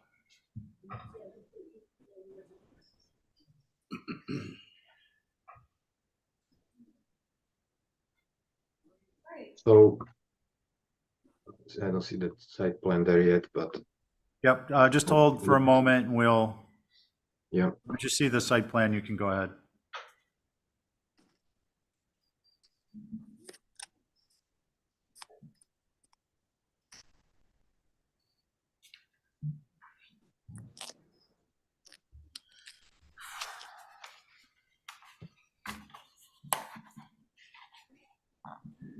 Yeah, there. So these pool application where we're trying to put kind of long and skinny pool next to existing deck, which it's the whole house is on the top of the hill, barely visible, or maybe there might be slight visibility as you can see from the road going to Can you Hill zoom in a Point. little, Esme? But it's a like 9'6" wide and 46-foot long pool, from which the 9'6" width is facing partially the road, the dirt road or sandy road to the Hill Point. And since the pool is kind of partially raised, there will be an infinity edge which might be visible. I think might be probably the biggest issue, but anywhere else it's not visible from anywhere else. Okay, thank you, Yuri. Again, myself, Val, Diane, Carrie, and Joe. Do we have anyone have any questions? I do. Go ahead, Joe. I was just curious what the exposed face of the pool is finished with. I missed that, and the elevation it shows as a gray, but I didn't see a note about what that material is. Yeah, I didn't add it because from the 9'6" part, which is actually exposed, that's that infinity edge. So that's going to be probably stone behind in water, and you'll probably have to do stone on each side, or on the I think it's a northeast side, which is facing the property line, and it's not visible. So I didn't show any materials there, but really just the only part that might be visible is that infinity edge. But yeah, we'll try to make it. I think stone would be the best option, right? Joe, does that answer your question? It does. Well, related to that east elevation, is I looked at this for consent, so I'm still confused by it. On the east elevation, do you mind scrolling down to that? I think it's the next page. Yeah, okay. So the length of that pool, I understand it's facing the property line, but I just want to understand the railing that extends along that existing deck. Is that railing staying as a barrier to the pool, or is that railing on the outside of the pool? When I first read this, it looked like what you were doing was essentially extending the deck and inserting a pool into it. And then I thought, and I thought that the side of this might even be detailed like a deck, because you have on the north elevation of the house where the infinity edge is, it looks like there's like a skirt. Oh no, it's not. There isn't a skirt under the deck. Anyway, I thought that the pool was clad in wood with a wood railing so that it basically looked like just a deck extension. Yeah, actually, I just realized that the railing, it was supposed to be pool flush with the deck, so the railing's not supposed to be there actually. So that's my mistake there. That part where the pool, the long edge is, there will be no railing. Okay, so that east elevation that clouds the length of the pool, that whole length of railing goes away. Yeah, Okay. I didn't realize that actually. Okay. That answers my question. Thank you. Any other questions? I have a question. Carrie? So there's no railing on that elevation, but what's underneath? Like, are you going to have vertical board to hide the underside of the pool under the deck? The pool is proud of the deck. The pool is actually It's adjacent inset to the into deck. the deck. Can we go back Part- to So that? there's part the with the end. deck. I thought it was adjacent, I'm sorry. Or partially adjacent. I'm just wondering what the edge is underneath the deck. Stone. Yes. Stone, yeah. The Stone. pool will be stone and the deck will be prior existing, whatever it is. I guess. Okay. Oh, I see. I thought that was actually further Yeah. up. Yeah, it's just the end. Like, what's the neighbor going to look at? The Yeah. stone. See, I thought it was all decking, and then I'm like, oh, a big pool, it's just going to get inserted into the deck. Right, All you that's what see it is looks like. you see a wood cap wrap all around, and the only thing you see is a 9'6" infinity edge, and the rest of it's all decking. Well, it Yeah. still could be that. Yeah. I mean, if it helps, yeah, we can do that too. We can extend the railing as it is actually drawn on that east elevation. Well, your pool coping could just be the deck running. Yeah, That's all would be with visible. the rail, yeah. The shaded area is stone. Yeah. Okay. Carrie's question answered to your satisfaction? Yeah. Okay. Concerns? I would just concern myself with what the vegetation is between this guy and the neighbor. Looks like there's 16 feet of a setback, but are you planning on having any mitigating vegetation for the neighbor's sake? There is lots of existing vegetation right now. Okay, the photos didn't really look like that, but okay. The Okay, pool location, If you can hold for a minute, we're going to not do back and forth. Joe? Yeah, I think given well, first of all, I think it is for a relatively large pool, well integrated into the house. And I appreciate that it's not rotated 90 degrees along the front, we'll call it the ocean side facing. So I think given the distance from the public way, that I'm okay with it. Okay. Diane? I am just not sure at the moment on the 9'6" that is going to be the edge, the infinity edge, and you have, which is not very big, 9 feet, and then you've got 40 feet going along the back. It's and it's all together under this house, and everything else is sand. I don't know. I would rather see it made into a deck like has been mentioned.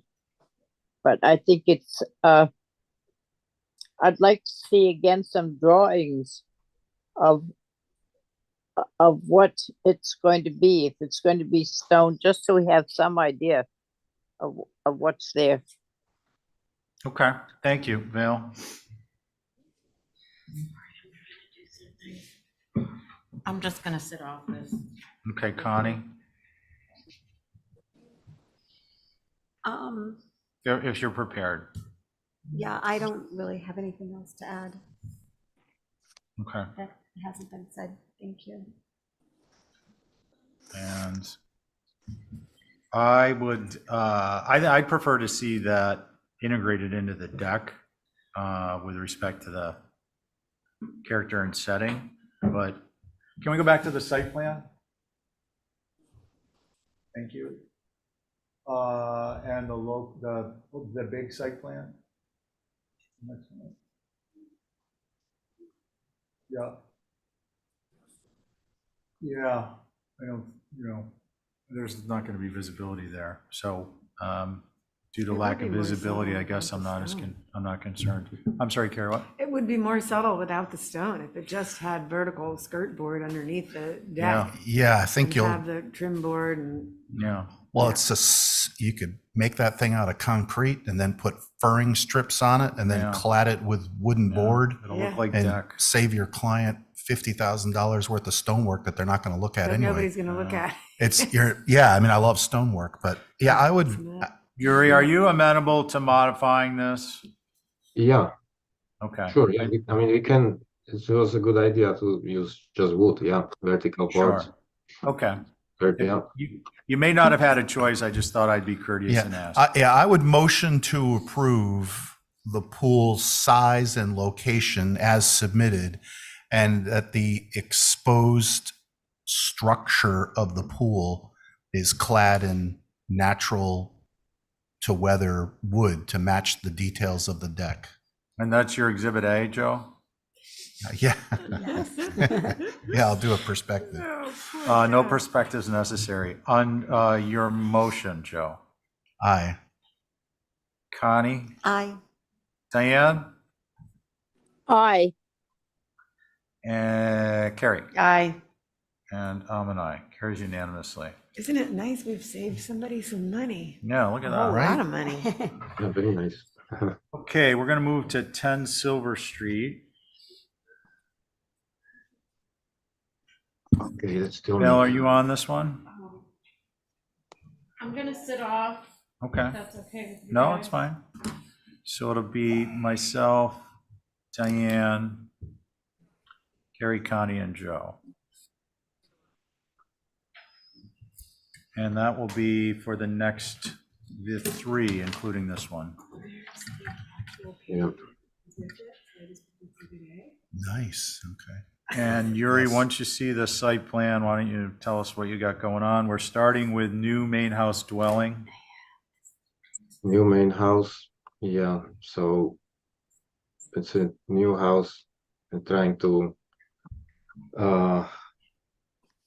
propose from the Silver Street, pretty much from the road. Kind of typical for bay, 2 full stories building with a roof wall, which kind of tapers down towards the end, towards the back, with the massing slowly coming down. Since there is, it might feel a little tall towards the back because the lot goes, the grade comes down towards the back of the property. So the east and west elevation might be a little bit more exposed. So we're trying to keep the roof height lower, and as is typical, additive massing towards the back. And now, what did I propose for the colors? I think white trim and natural to weather wooden roof, cedar roof, and check the application. Okay. Yeah, white sash, white trim, a natural roof, and Hamilton blue front door. Okay, anything else? Main house. I think that's it for now. If you have questions, probably will be easier to answer those. Okay, and why don't we go with questions if anyone has any? I have one. Go ahead, Connie. On the site plan, there's a pool, and Yeah. I noticed that that was withdrawn. Is that withdrawn? Yeah, or- because pool is not possible in old historic district, so you had to withdraw it. Okay. Good. That have to be modified. Yeah. Okay. Good catch. Anyone else questions? Do we have comments, Esme? from We do, our Mr. Chairman, preservation and we plan? also have 2 people from the public willing, wanting to speak. Perfect. So why don't we get comments from you? We'll see if Mickey's group has anything to add, and then we'll go to the public. Bear with me.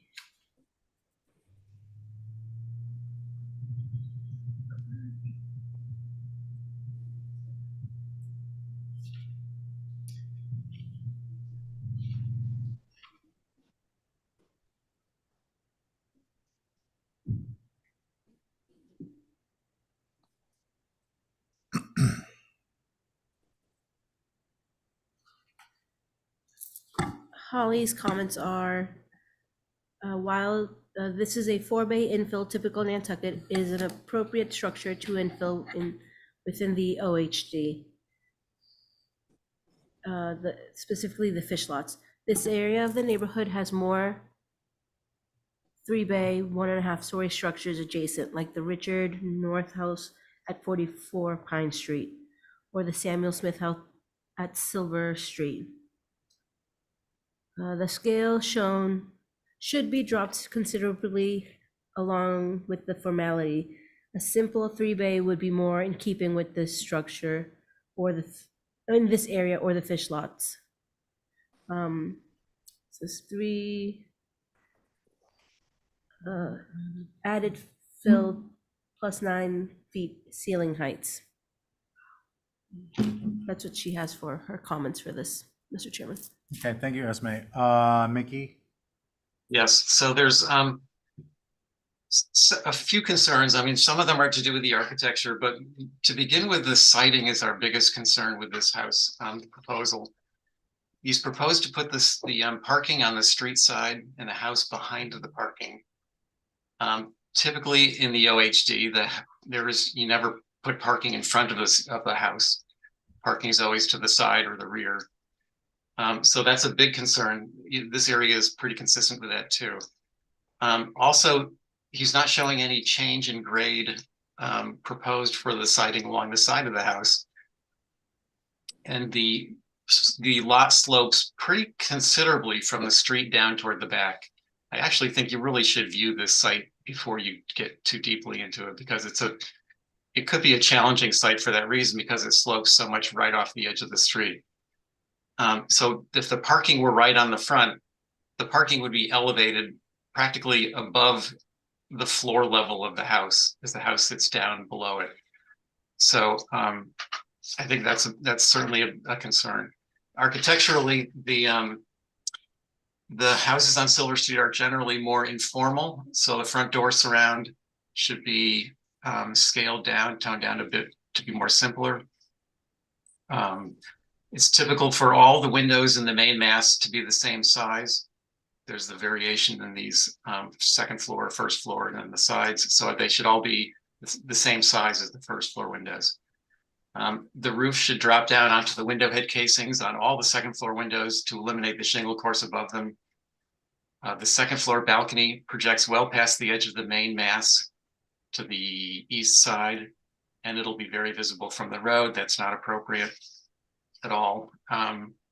The bracketed side porch is not really in keeping with the style of this house. But again, the siding is the big concern. The house really should be up at the street edge. And that's it. Thank you. Okay, thank you, Mickey. Appreciate it. Let's see, who would like to, is there, Esme? Oh, thank you for reminding me. Why don't we hear persons here waiting, and then we'll do persons online? And if you could just welcome the HCC, get up close to the mic so you can hear yourself in the room, because although we can hear you, people at home can't unless you hear yourself being magnified on the mic. And if you would state your name for the record, that'd be great. Thank you. My name is Kathy Ward, and I live at 4A Silver Street. So I've been watching this lot, and from what I've seen in the plans, it appears that their parking is going to back out into an intersection where there's a stop sign on Silver Street. People come barreling down Pond Street and make that turn to the right. So the parking is a concern of where it's going to be. And I heard what Mickey was saying. I live on that street, and these lots do go at a steep decline. And it appears that this house is humongous for the neighborhood. The second concern I have is I want to be sure that there is going to be no pool in the residential old historic district. And if there is no pool, why do they need a cabana? Okay. Right. And Thank you. Any other comments? No, I think that Mickey covered the second floor deck, which I don't think are legal. And that's that. Thank Okay. you. Thank you. And who do we have online? More than one person, Esme? Okay, why don't we get a name and Welcome to the HCC, and we're going to take you in the order as May calls out your name, please. Kevin? Kevin Stutz here. Yes, sir, Chair. Go ahead. Well, thank you for giving me a few minutes here. I am across the street from this lot, 49 Pine, which, as Kathy mentioned, is really right in the turn of Silver and Pine. Just a couple of concerns that haven't been mentioned really is on the drainage side. For my house, for 14. Richard, I'm sorry. I don't mean to be rude, but we don't address, what we address here are architectural elements, massing, sizing, and location on the site. And the reason I mention this is if we were to listen to items that are outside of our purview, it could be construed at a later date on appeal to have influenced us, and that could result in a outcome that isn't desirable to, depends on who wins. So I want to just keep us to the size, mass, siting, and architectural elements, please. Yeah, just in the neighborhood, I think what was mentioned already, the mass and the size of it, it just seems quite, out of kelter, out of range for the other houses with the height and the size of that. This corner is really a fairly busy corner. We have a white picket fence that's out front, Silver and Pine. It gets hit about once a month, having to repair pickets constantly. Very, very tight corner there. And it appears that the driveway will be backing out right in this corner, literally. So I think that's going to kind of cause some confusion. The grade does go down, and how they're going to handle that, I'm interested in that. But I think some of the other comments that were mentioned, I'm concerned with those too, just as a neighbor right across the street. Okay, thank you, Richard. And who's next? Kevin. I'm Kevin. I'm sorry, Kevin. Patrick Dober. Patrick, if you would go ahead and comment, please. If you agree with someone prior, just acknowledge that you agree with their points and without being redundant if possible. Thank you. Right. Just a couple points of, I guess, procedure. By the way, I'm at 8 Silver Street, so I'm a direct abutter. I didn't receive the abutter letter. One of my neighbors was kind enough to send it to me. I then sent an email December 4th to the staff of the HDC asking to get whatever information was publicly available, and that email was not responded to. I've tried in various ways to reach out to the owner. I haven't gotten any response there. So as a starting point, I've been in the dark, but it's good to see the package for tonight. I concur with essentially all the comments of my neighbor Kevin across the street, my neighbor Kathy down the street, out of character with the fish lots, which is more of a simple and small scale neighborhood. The grade, the massing, hard to imagine a pool there and why anyone would design a pool, even from the very first set of drawings. I can't understand that. I do think it was a great point by, I think, Kathy, that staff and the commission should get out and take a look at this lot. It's a unique and large parcel for town, and I think in a historically important area. And the intersection point as well, it's a remarkably busy intersection. There's a town parking lot right around the corner there. Sorry if that's straying, Mr. Chairman, from the architectural design purview. So sharing those comments and concerns and looking forward to what I hope will be some very significant revisions to the plan and a property that just seems fairly out of character. So thank you. Thank you, Patrick. Esme, do we have anyone else? Okay. So again, it is myself, Val, Diane, Carrie, Oh, you're not. I'm sorry. Myself, Diane, Carrie, Joe, and Connie. That would explain why I'm looking at this and I'm confused. Who would like to begin? Diane?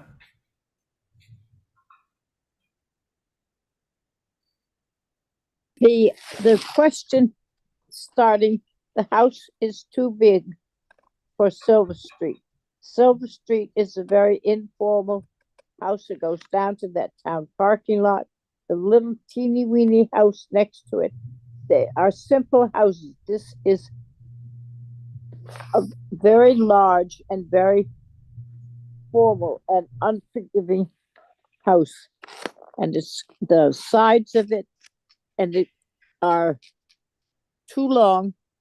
It goes sideline to sideline all the way down and around, which I find is inappropriate for houses there have got side yards and yards behind their houses. That for a beginning, it shouldn't. I personally don't believe it should have a roof walk on it. It's not in an area that a roof walk would do any good or that anybody would put it up there. I think Vicky's absolutely right. The front door is much too formal. And the house is just too big. I can't see how long I guess it's the west side, how long the base is, but it looks like it's a lot bigger than 40 feet, 30 feet. So that's what I have to say to begin with. Okay, thank you. Carrie? Yeah, I think this is more appropriate to Pleasant Street, closer to town than this neighborhood of small eclectic buildings. Yes, it is a large site, but I don't think jamming it up with a massive 4-bay house that's 29 and a half feet tall is appropriate. I think a 3-bay, much simpler and much different in scale. I appreciate the fact that it's telescoping back, but I agree with Mickey that I think it should be up closer to the street and the parking should be stacked to the side. So it's not so parking centric. This is town and it's not appropriate to have 2 parking spots right smack in front of the house. The pool is moot because that has been outlawed in the historic district, so nobody has to worry about that. So I would imagine that the cabana and the cottage will also change due to the lack of pool. I think the second floor deck is inappropriate and the height needs to come down quite a lot and some of the detailing needs to change. Simpler. Thanks. Thank you.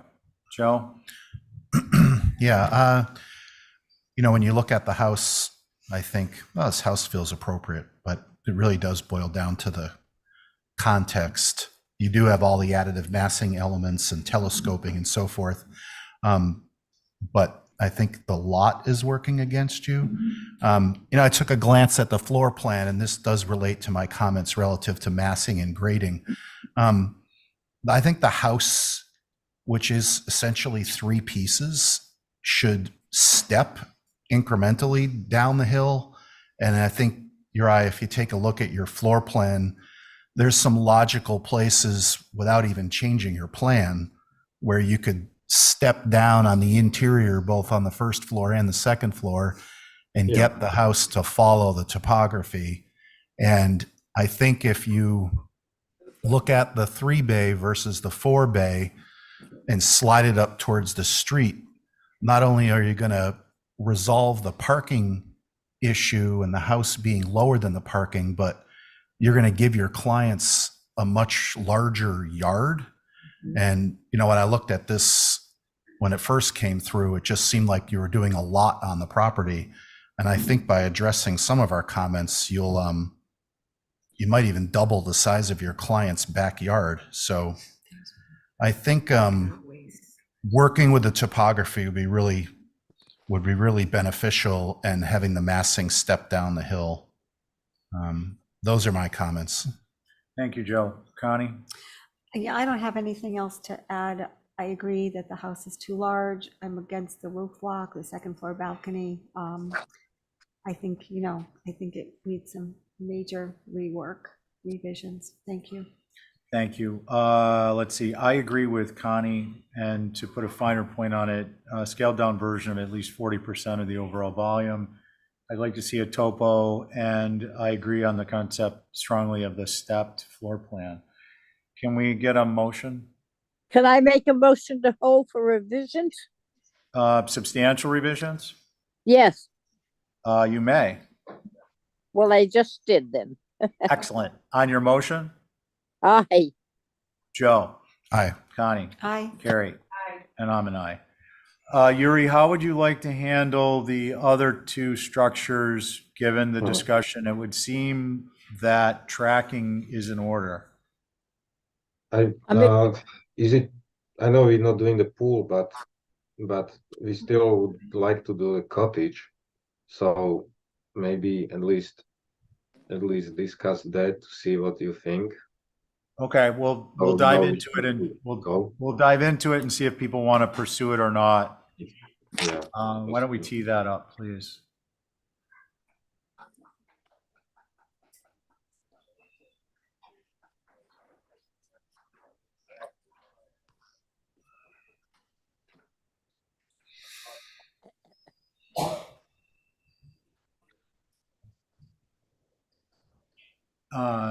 Let's see, just site plan to locate it relative to the dwelling.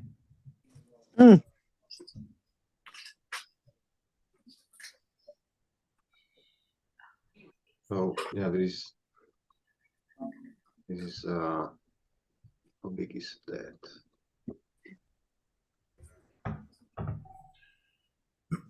So yeah, this cottage, it's 536 square feet. So it's looks like it's maybe bigger than that, but it's a 1.5-story cottage, which originally was supposed to have like nice big door open to the backyard or pool, but it can ideally we still would like to have it. And yeah, it's a simple cottage with two dormers on the front, and try to put the door, usually main door, facing the Silver Street, but it's kind of way back down behind all the vegetation, so it shouldn't be also that visible. But yeah, everything else, colors will be matching the house, of course.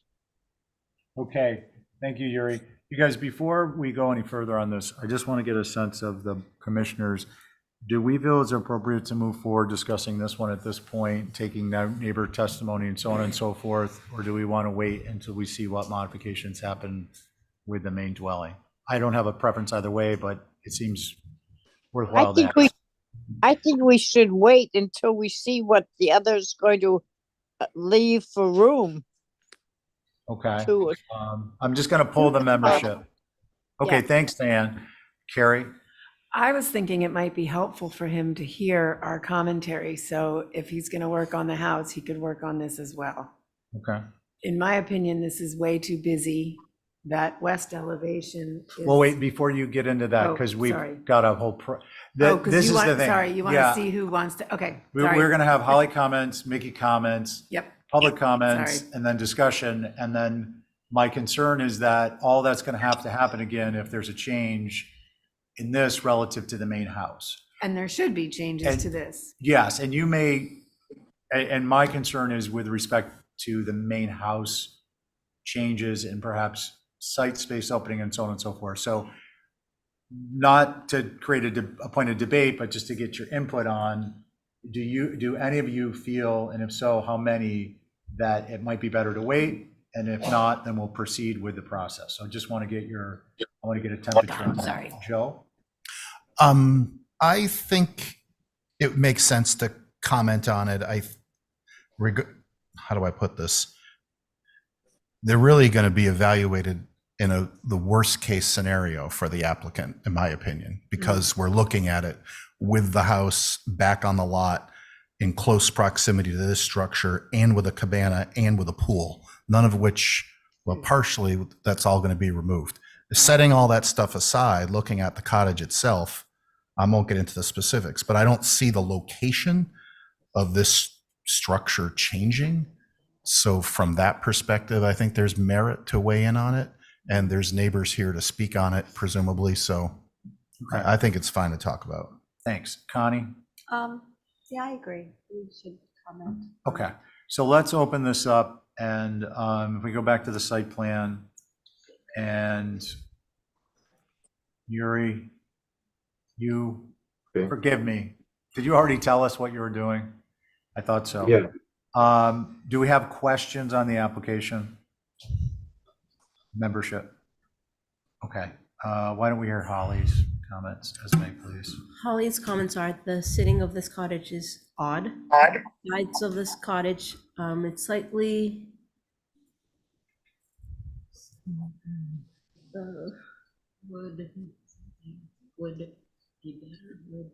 would be better as a main house, or at least the scale. The doors are not appropriate. The front door should be a 6-panel, and the rear double French 12 light with kick panel. Okay, thank you. Mickey? Yes, so the gable projecting off the face of this building is really awkward, and that should be eliminated completely. The 4-panel slider is not appropriate. And getting into the siding again, it's like jammed back into that little corner tucked behind beside the cabana. It's just really squeezed back in there, building against building. It just doesn't seem to fit back there. So I think that's a concern. Maybe it just has to get a lot smaller, or rethink the siding of all the structures. So that's it. Thank you. Okay, thank you. And let's see, do we have anyone in the audience who'd like to speak? Holly, or Esme, do we have anyone? Patrick? Patrick, why don't you go ahead? Yeah, I appreciate it, Mr. Chairman. Similar comments. No one will probably be surprised from the closest abutter here at 8 Silver Street to the comments on the larger house. It seems like it was designed without an understanding of the context of the scale and historic nature of the fish lots. I agree with, I associate myself with the comments of Mickey Rowland on a number of the details. I won't repeat those, but I thought they were well thought through comments on the details. It looks like it's belongs in some other site that's larger and in a different part of Nantucket. It looks like it's being crammed in, and it's going to be right outside my back door. So appreciate the chance to share that. Okay, thank you, Patrick. Who'd like to begin? I'll go. Carrie? Again. We're gonna go with Carrie and then Diane. Okay. I agree with the commentary about the sighting of this. I think it's very awkward, jammed in back there. I think the west elevation looks like it should be the front elevation, but that 1-story gable with all those French doors just completely obliterates the sort of sweet, simple 2-dormer elevation. And I think it's a lot busier than it needs to be. I think the fenestration is awkward. The front door is awkward. And I think with the reworking of the main house, this could be simplified and recited to be a lot more sensitive to the overall property. Thank you. Connie? I have nothing to add. I agree with what Carrie just said, and Nikki. Joe? Yeah, I agree that it feels jammed in there, and the angle is peculiar, which presumably is a function of the pool and the cabana. So I would expect that this changes a little bit. I do like the 1.5-story massing. The gable with the 4 French doors, I think you ought to look at a shed, and I think you could remove the pergola. I mean, that might be detail oriented, but I think if that gable wasn't there and the pergola wasn't there and that was a shed roof, you have a relatively simple structure. Those are my comments for now. Thank you, Joe. So my comments are. What about me? Oh, I'm so sorry, Diane. Go ahead. I'd want to know how tall the building is. I can't find 20 any. feet. 20 feet. 20 feet? 21. Yeah. Okay. I think 21 from grade. Yeah. I have a difficulty with that under the house down below with a bedroom and a hall and a mechanic. I think the parking is going to be difficult. I would like to see the building squared once we got rid of the pool and stuff on the property, so it's not in an angle which hits all four sides of its sidelines. I don't know whether the doghouse dormers would be simpler or the French doors below it. I think those should be, if you're going to have them and they're not visible, I would have 2, not 4. It needs to be made simpler to go along with the simplification of the main house. I think that's what should be kept in mind as you're going.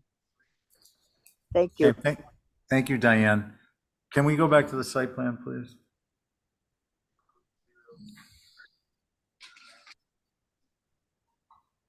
Yeah, okay, and then to the elevations.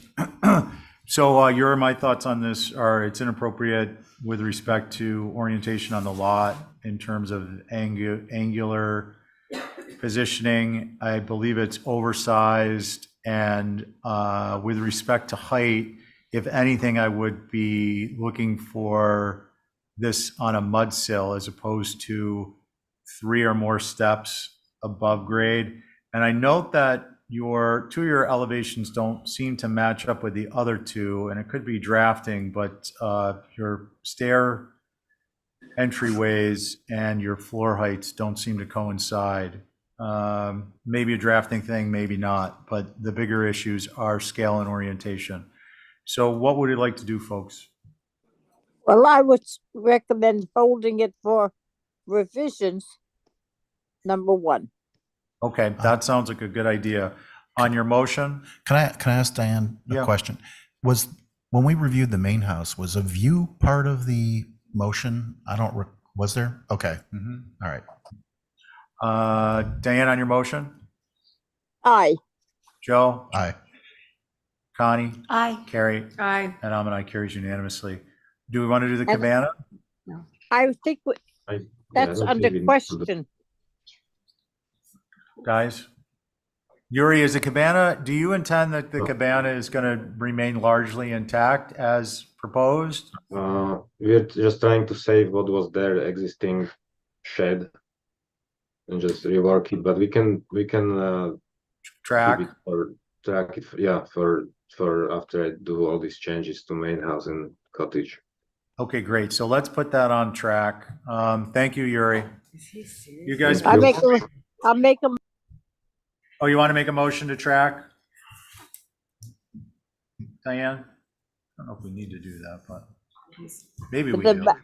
The cabana and shed should track with the other 2 houses. Okay, on your motion? Aye. Connie? Aye.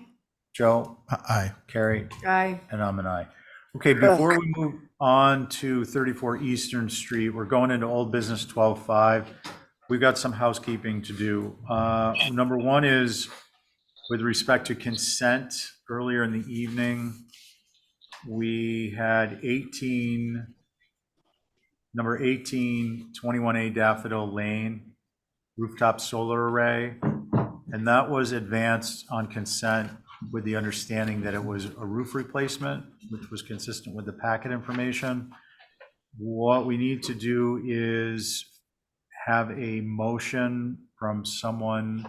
Let's see, who was our consent board? I believe. I can make that motion. Okay, so as long as you were on it and you voted in the affirmative. So the motion, it's a motion to reconsider, and you would just make the motion and then we'll have the discussion. Motion to reconsider number 18, 21A Daffodil Lane for a rooftop solar array that was put on the consent agenda earlier. Okay, on your motion, Val? Aye. Diane? Aye. Connie? Aye. Joe? Aye. And I'm an aye. Okay. And the motion now would be to carry it to the next meeting? Yes. Just Okay. for just to be clear. So I motion to move that to the next meeting to give the members time to review the proper application, but I would also like to add something, Mr. Chair, if I could. Yep. I reviewed that application and there are parts missing, so it would make it impossible for us to review it properly. So prior to making your motion, may I make a suggestion? Yes. Okay, so let's anticipate that as a result of the motion, staff will reach out to the applicant to let them know that it will be heard. And why don't you contact staff to let them know via email what's incomplete? Okay. And then that will all happen to be heard at the next meeting. Okay. Okay? Yes. So your motion is to carry that, To the next meeting. and on your motion, Aye. Diane, Aye. Connie, Aye. Joe, Aye. and I'm an aye. Okay. The next one was, well, we'll leave the other one. I'm not going to get into it. Let's get some steam going into old business. Thank you. 34 Easton, David Barch. Is David with us? Yes, I am, Mr. Chairman. All right, David, good evening. And we have 34 Easton parking and outdoor shower. Why don't we see your site plan and you can explain the revisions? Hopefully we can put this one to bed. Perfect.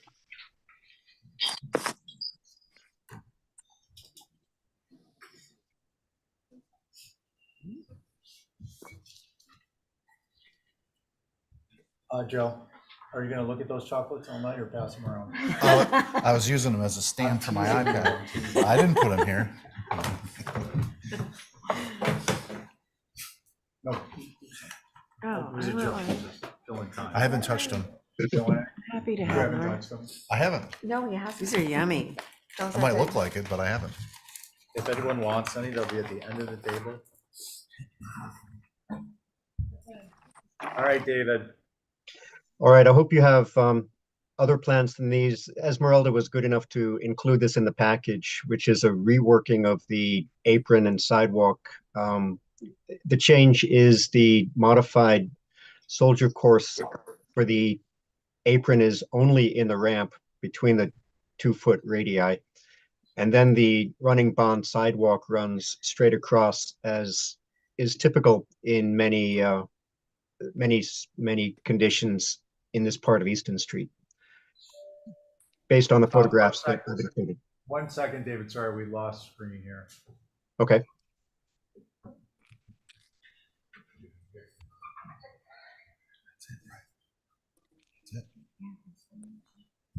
There we go. Okay, David, please proceed.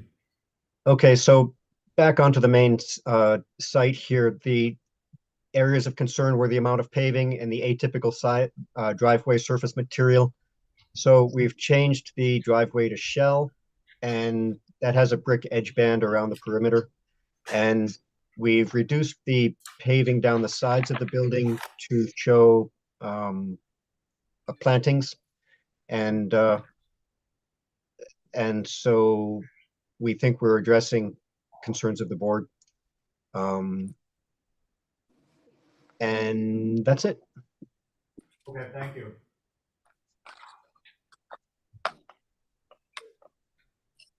Do you mind putting it on the site plan that we don't have in our thing? Thanks.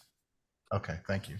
And then you could, well, are there any questions? Well, as may have seen, not presentations and comments.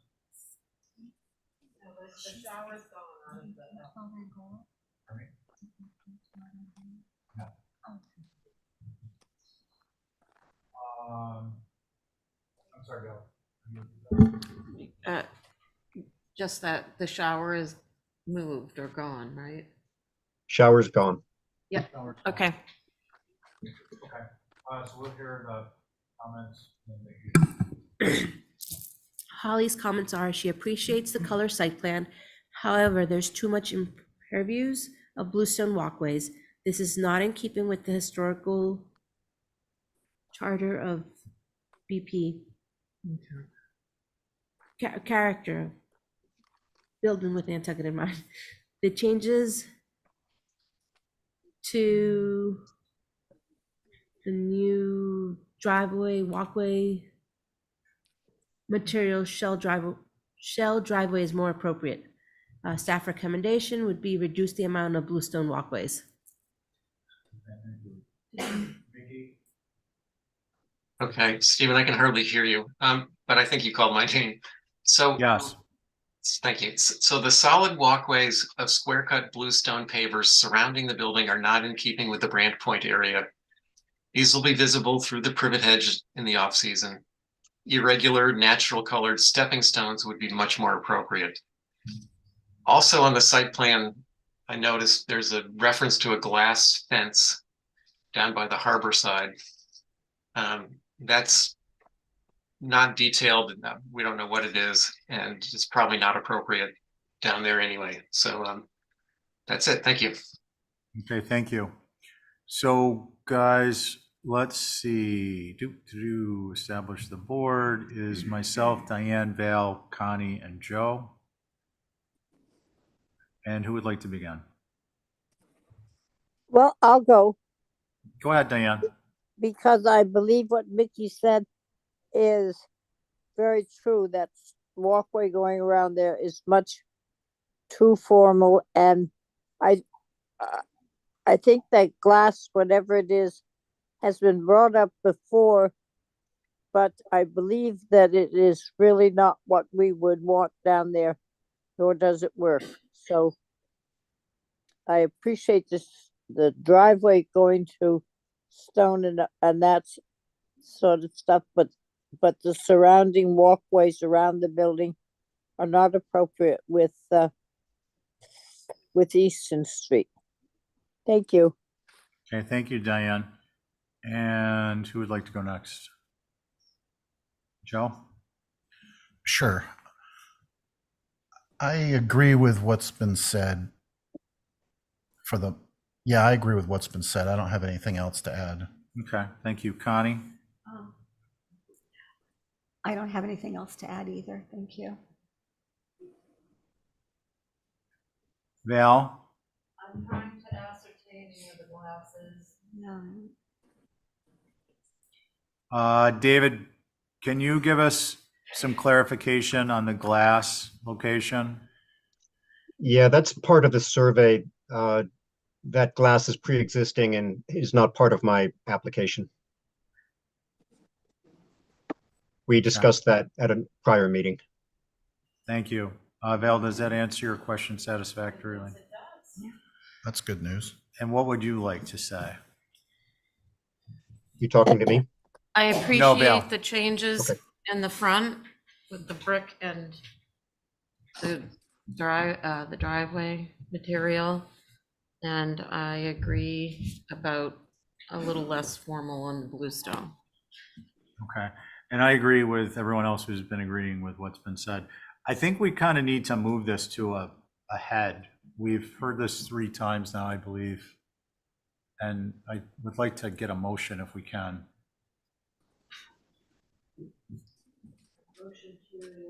For modifications that are consistent with the comments of the board through Exhibit A. But through Exhibit A, For instance, we keep revisiting the bluestone. That hasn't changed. It has changed, actually. I don't mean to interrupt, but you did. But I did. Yeah, David, it hasn't materially changed. It's still very finished and significant in its quantity. So, we have a rule a guideline, a procedure, which is one of our best practices, that material changes overall will occur within 3 applications or it will result in a denial.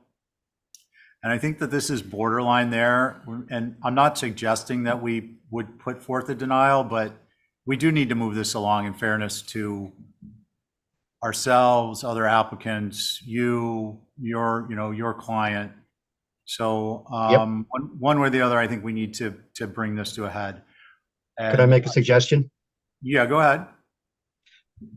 If you look at the bubbled diagram to the back, that was a lot of bluestone that was removed. I've removed bluestone along the sides. This bluestone could be broken up into something less formal. I think we've made significant changes to the driveway, to the sidewalk, to the amount of bluestone.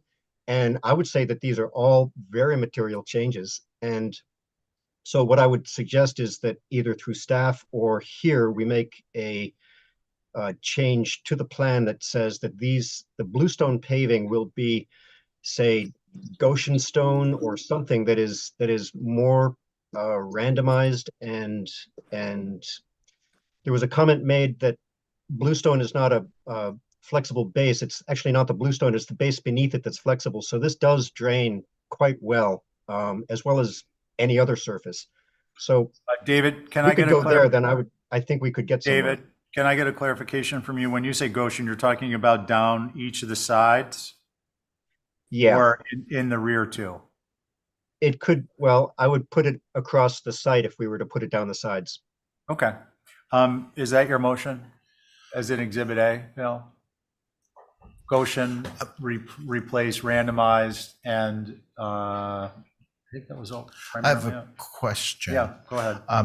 Because when you were discussing creating a motion, I was going to ask David if there was vegetation between all of these pavers, that would certainly help the oblique view. The Goshen stone, I think, would be a great shift on this to a more organic shape. And presumably the joints between the Goshen stone would be some kind of a vegetation, right? Or a moss or something, so that there's some greenery mixed in there. Yeah, I think that would be a 180. And I do agree that, David, there have been a lot of changes over this incrementally. Not that Stephen was suggesting that there haven't been, but part of it is when we're looking at this, having a side-by-side comparison of the previous, even the first submission and this one, would greatly help your case, because we're only looking at this, so everything else is from memory. But anyway, I'd make a motion to approve with the change of the bluestone to Goshen stone with vegetative joinery between the stones. Please, Stephen, quick comment. Pardon me? I just make a quick comment on that. Is it Mickey? It is. It's Mickey. Yeah, Mickey, go ahead. It's still a lot of stone. I think I like the Goshen direction, but I think if they were stepping stones or separated by not just sort of greenery, but real spaces, like a stepping stone type surface would be much more appropriate, especially along the sides. The back could be different. Thank you. Thank you. I actually was going to go along that line, Joe. Before you finalize a motion, I'm thinking approximately a 30% increase in the open space along the left and right sides between spaced out in the Goshen. So your field would open up a little bit, but not dramatically. And that would increase the green space. Those are my thoughts on that. How would you like to fashion a motion? I would make that motion to I approve. make a suggestion. Okay, go ahead, Diane. Before you make a motion, what are we looking at the very front of the surround of the driveway? Are those stones or greenery? At the front of the driveway, it's brick. Is brick on the street side, and then the greenery separating the interior finishes. And then there was consensus that that was approvable. And then where we were left primarily was the extent and the formality of the bluestone along the left and the right. So that's Yeah, what we're- I would do the bluestone or whatever you're going to switch to on the left or the right, but I think the front that goes around the driveway should be vegetation. Diane, are you looking at the screen on the YouTube? I'm looking at the screen on my iPad. The not on driveway, as I read it, YouTube. is surrounded by vegetation. Yeah, Diane, I'm just trying to Okay. make sure you're looking at the same thing we are, that's all. Because we're seeing vegetation. Okay, well, that's the Okay. little circles with the dot. It's very close to the Yeah. Goshen stone. I just wanted to make sure it was vegetation in the front along Yes. Eastern Street. Okay, thank you. Fair enough. I appreciate everyone's concern. Joe, would you please state your motion? Why don't we do it as an Exhibit A and move this along? Sure. Well, okay. All right, great. Well, is this plan that we're looking at on the screen that Diane doesn't have the benefit of seeing? Well, she wasn't able to preview it. Is that an exhibit? Because it wasn't on our. That's not in our packet? No. So why don't we just do this through staff as a written motion? Joe? Okay. All right. So then the motion would be to approve as submitted in terms of layout, but change the blue stone to Goshen stone, and then to reduce the amount of hardscape on the sides of the building by 30% per side. Okay. So in other words, the stone could be more tightly jointed at the back as it forms a patio, but it feels like more of a walkway on the sides of the building. Okay. So just to restate, well, I think you've covered it. Val, you've got it? I do, and I did, it can be an Exhibit A. Okay, because we have a printout. So as an Exhibit A. And on your motion, Joe? Aye. Diane? Aye. Let's see, Connie? Aye. And Val? Aye. And I'm an aye. Okay, that carries. Thank you, David. Thank you. Thanks, David. All right. We are going to North Water. Hey, Matt, good evening. Let me establish the board for a second. My notes are getting everywhere. It'll be me, Val, Diane, Carrie, and I think Joe. Connie's on it. Oh, because we already have one. Duh. Be myself, Val, Abby's not here, Val, Carrie, Connie, and Joe. All right, when you see the site plan, Matt, why don't you go ahead and start? Okay, thank you, Mr. Chair.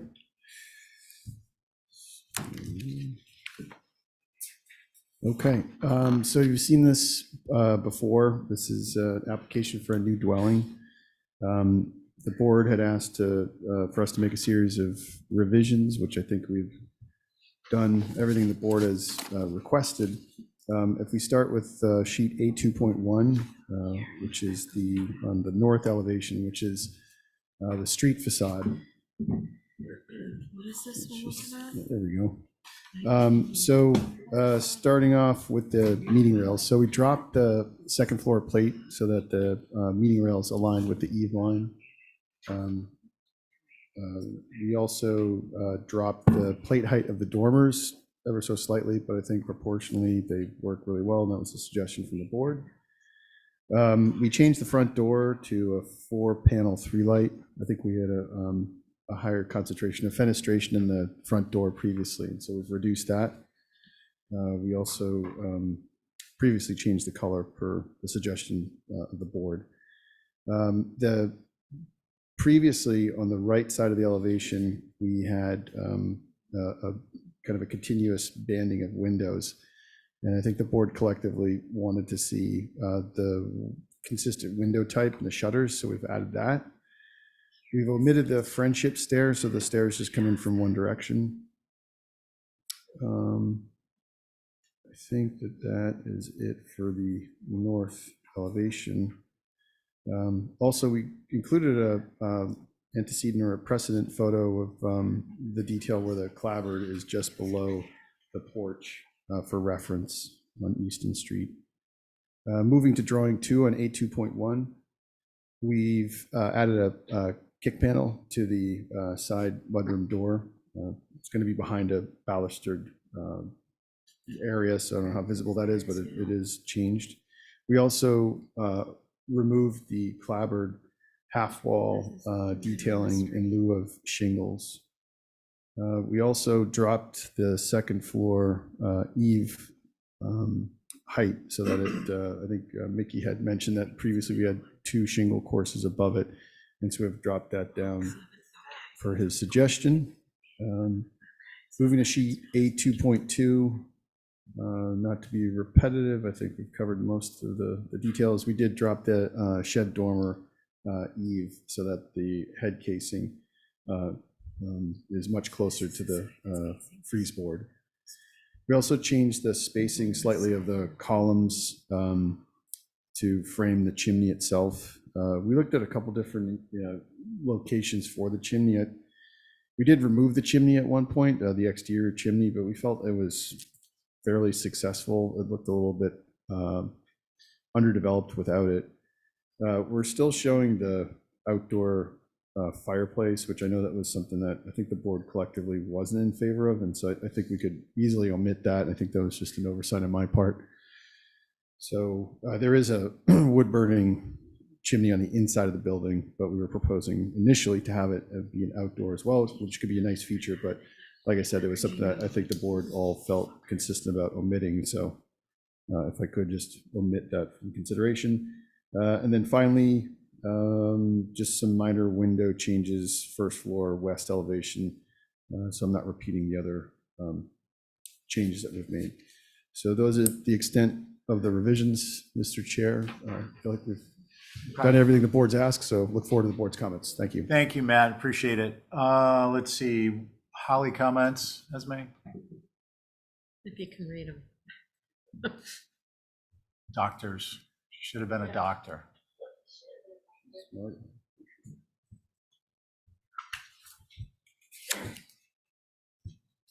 Appreciate the changes to the front steps. Revision door, revision fenestration on the facade, and making it more symmetrical. The example of a clapboard on the facade of the 1850 circa bungalow at 82 Easton. However, the proposed is not a bungalow, but more of an eclectic Victorian. Those are our comments, Mr. Chairman. Okay, thank you. Mickey? Anything Yeah, from could you you? zoom in on that sheet that you're looking at, but on this number 2, the top right elevation?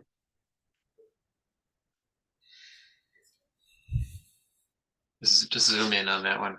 And my comment here is to do with the clapboarding versus the shingles. I think all the changes that Matt made are great. I think it's much better overall. Keeping the clapboard on this corner, or I guess it's really the whole front facade, to me is sort of awkward. I'm not sure why you would want clapboard there. I'm not sure it works well around double hung windows. I kind of got it with the porch concept, the glassed-in porch, but these are just simple single double hung windows, and the siding changes to clapboard. So I think that should go back to shingles. Regarding the front steps, side-facing steps really are not typical in this area. They're just not as welcoming, and most of the houses in the area just don't have them. If you eliminated that front hipped porch roof, the steps, there would be room to just run the steps simply down the front of the house down to the sidewalk. And now that I'm looking at this slide there, I don't see a sidewalk. Is that still proposed for this site? Matt, I guess. Through Matt, you, go ahead. Yeah, through you, Mr. Chair. So we did shift the building back to allow for a sidewalk if the board elected to do that. I know that Mirka is going to be before you with her landscape plan, but there is space for a sidewalk. We put the vegetation in there just to indicate that there would be some perimeter plantings But there, so to answer your question, Mickey, there is enough room for a sidewalk if the board elects to include one. Great. Okay, thanks, Matt. Thank Anything you. else, Mickey? No, that's it. Thanks a lot. All right, do we have any abutters? No hands? How about here? Who's got their hand raised? Who's burning to talk? Val, Carrie, Joe, Connie? Oh, I thought you were talking to people in the audience. No. I agree about the side stair. It'd be nice if it just came straight up. And the doors that are French with a kick panel are sort of an anomalous grill pattern, but this is the house farthest in, so maybe it's not an issue.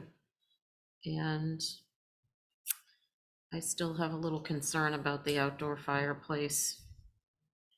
That's it. All the other changes I appreciate. Okay, thank you. Joe? I have to say I don't have any concerns. The stair going sideways, I feel like it addresses the main view down that street. You know, it's going to, I think, feel welcoming. You're not looking at this building frontally. And I actually like the little projection with the hip roof on there. I think that adds a nice detail to this home, and to push that porch back and just have the like a farmer's porch go across the front wouldn't be appropriate. So I like it as proposed, including the chimney on the back with the fireplace. Okay, thank you. Connie? I don't have any real concerns either. I don't mind the sideways stair because there's also one on, looks like on lot 9. So I think it kind of balances out. Thank you. Okay, thank you. Carrie? I agree with most everything people have said. I do agree with Val and Nikki on the front stair. They should just come straight down. I think that extra hip roof is just another detail. Sorry, Joe. That's all right. But I just feel like. Harry, your mic is off. Sorry. Good. Can we go back to the elevations?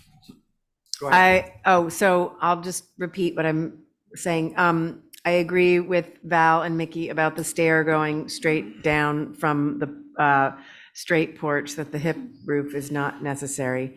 I also agree about the outside fireplace. That is an alleyway where people are going to be going down to park at these houses. So that is a visible element.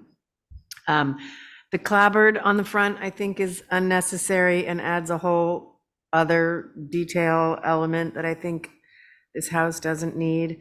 And the friendship stair on the side as well. I think that's a little much. I think a little bit simpler on some of the detailing would be better. There's a lot coming down the pike.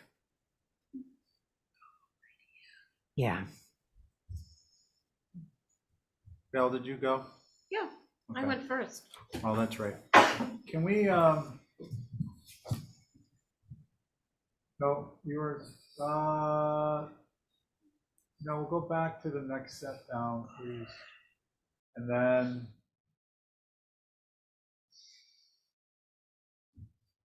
can we zoom in on this area here?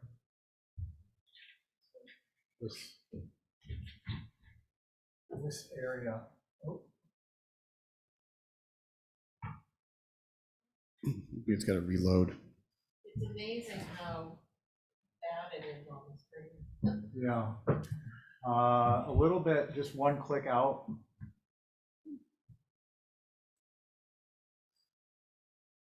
And then go up. Okay, yeah, that'll work.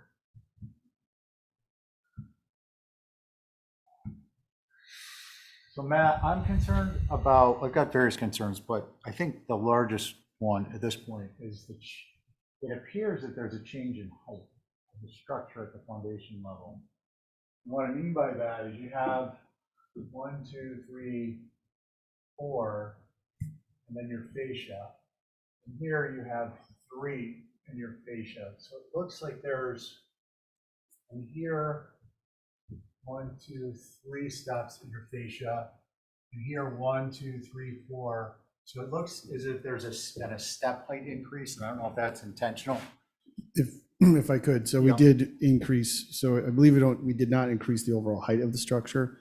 We took it out of the floor to floor. We needed to provide crawl space access because previously, given where the groundwater was and where the slab has to be, we've got like the minimum crawl space requirement. So it did actually elevate the first floor elevation slightly to provide that crawl space, but I believe that the overall height has not increased. Okay. My concern is that the perception of the height, because this is, right on the street, and it's going to be a pedestrian type of interaction, so that becomes more noticeable than if it's down further on Easton or somewhere else, and it's further back from the street and so on and so forth. So that's one comment. Can we go to the next, the prior elevations?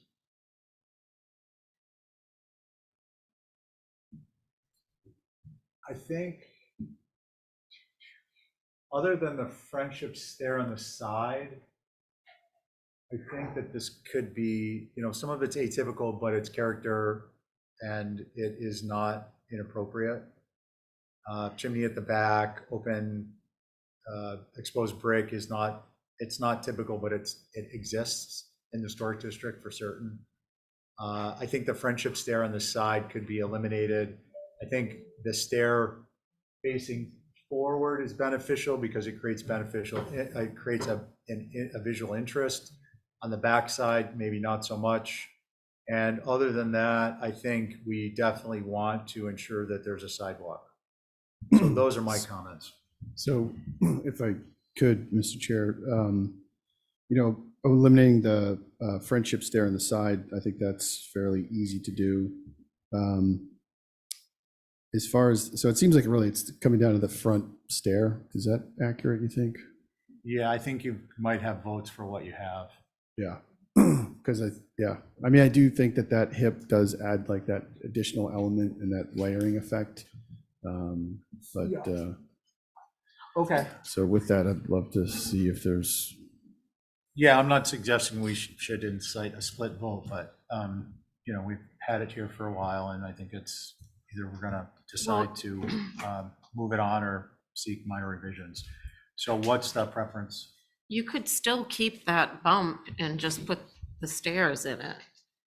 I was looking through you, Mr. Chair. I was wondering if there's a way to keep the projecting gable, but reduce the depth of it such that we could still fit the steps, the posts, but just have it be open. And I think that that's possible based on the depth.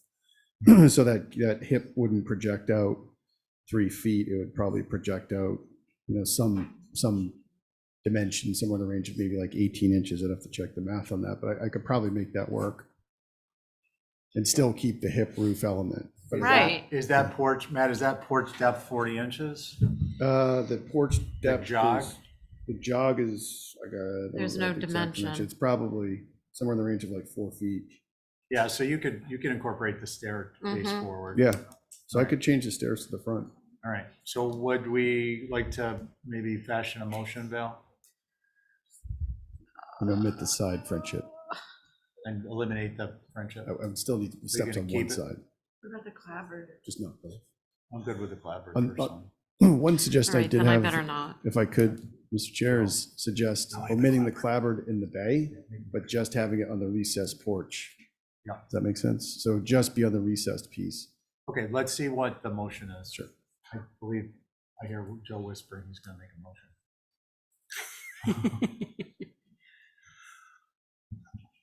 As in Exhibit A. Oh, what happened to Val's motion? She didn't want to make it.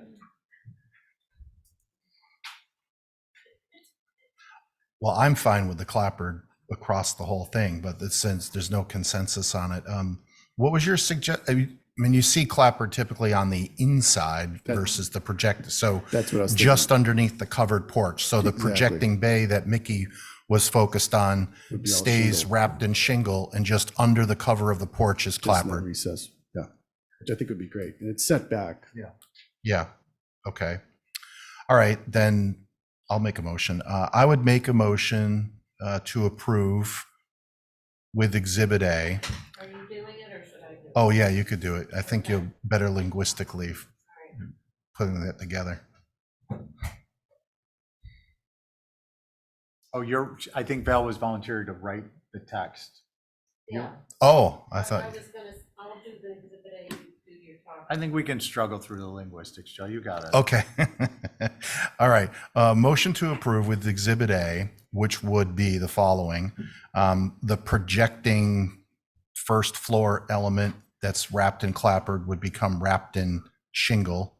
The clapboard would remain only underneath the covering of the porch. The friendship stair on the side would become just a single stair, which presumably would face towards the rear of the building, because that's where you're going to be coming from for parking.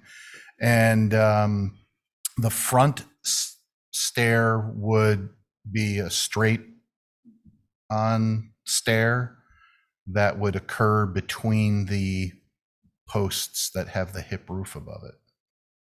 Correct. Yeah, Does that make sense? makes sense to me. So on Joe's motion, Joe? Aye. Okay, Connie? Aye. Val? Aye. Carrie? No. No. And I'm an aye. So for the record, 4 for, 1 against, and that was Carrie. Or I should say 1 no, not against. Thank you very much. All right, Matt, thank you for sticking with us as always. So we're going to move on to 19 North Water Street, Lot 7, which is this lot, hardscape. And consistent with past practice, Diane, we're going to keep the same board. Mr. Chairman, Yep. all of Aherns are being held till next week. Oh, my goodness. What are we going to do? Okay. Will you please establish the board for that based upon this board? Well, it's an old business application. Oh, okay. Disregard what I just said. Right, I got you. digress. No, I'm reading you. And then the next one, Lot 11 has an established board. Correct. 12 Angola, we're holding number 12 Angolas, 5, 6, and 7. Main house revisions, freestanding garage, and hardscape. Do we have butters present? Yes. We're holding Angola, is that what you said? Yeah, Joe stopped in earlier. Yeah. And we do? I think, No, right? I think 63 over. Oh, okay. Yeah. Do we have any butters online? Yes, we do, Mr. Chairman, and just for the record, Abby is here via Zoom. Okay, Abby's here via Zoom. And do we have, And we do have a butters for 12 Angola. okay, and where are we, kindly remind me, with 12 Angola in terms of, have there been postponements in the past? No, the reason the applicant is requesting to postpone because Mr. Pohl is not here. Okay, so it's a member of the board isn't present. That's Correct. on us. Okay, so if you're here for 12 Angola, I want to inform you that this will be held into the next meeting. It will be relatively close to the beginning of the meeting because we didn't have carryovers. I think we had maybe 2 or 3 applications. So at the next meeting, it will be heard and it won't be much of a wait. And we will then move on to number 8, 305 Pulpus Road.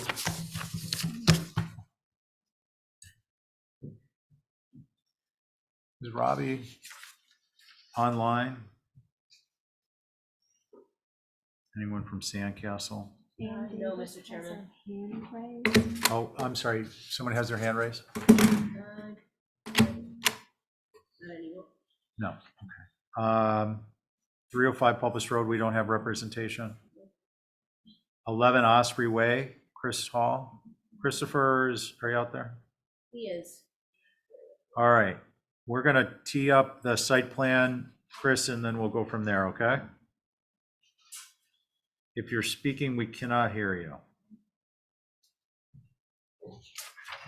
Okay. And we still cannot hear you.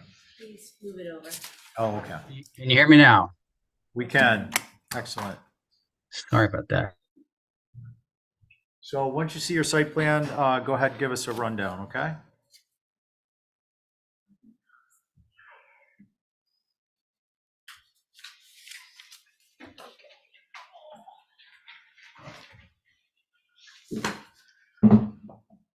Thank you, Val.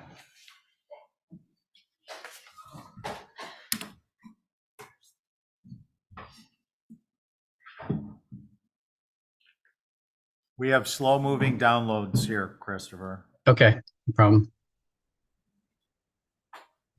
Okay, 11 Osprey Way, an existing cottage on Hummock Pond. At the last meeting, this was a hold for more information. And so if we scroll down, I can show you the information that I'm providing. Okay, you tell us to where. That's the existing cottage right to there. Great. One more. On the left is the order, is the certificate of appropriateness that was issued in 1972. On the right is the existing cottage in question with that slipped roof architecture. We're not sure what the addition is to the left, but that 30 by 30 with a shed bump out is the original 1972 house. During the meeting, our last meeting, I mentioned that in 1999, the house went through a major renovation. So if we go to the next page, we did some diagrams. I was asked to clarify that. So if we scroll down,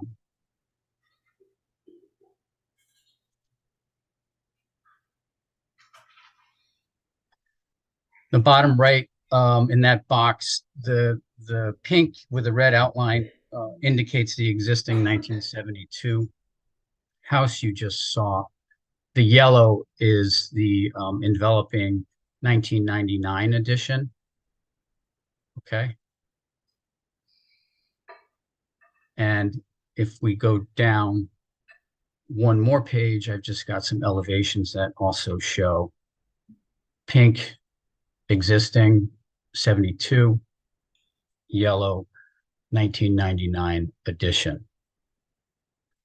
So it was my hope that in showing these diagrams that this would be considered not a contributing structure based on the three-legged stool, which I'm not exactly sure what the three legs are, but I'm hoping that they really don't apply given this major renovation that took place.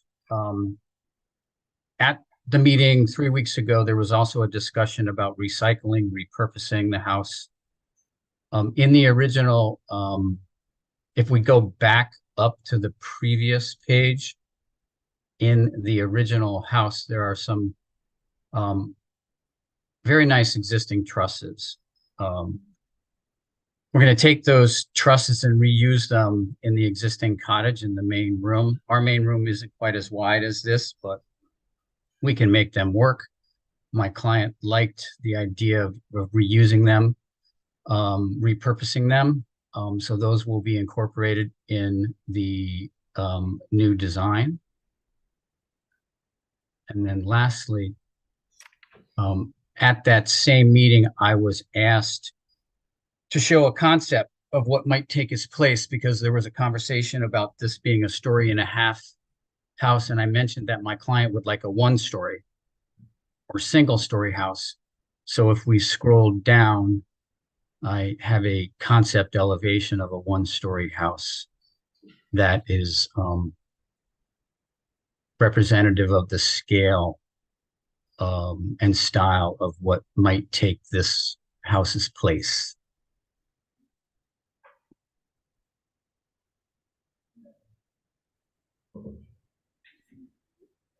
Drum roll.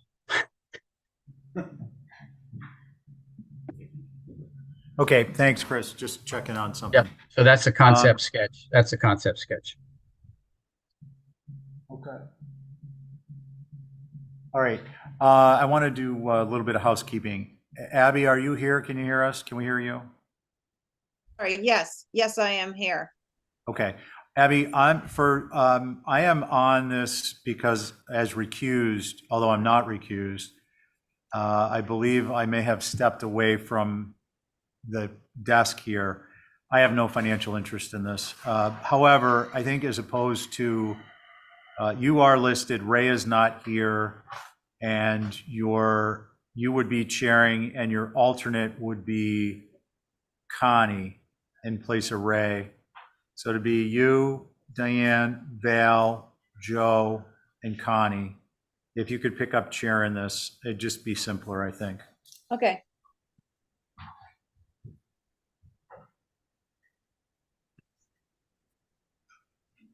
Okay, so thank you for that introduction.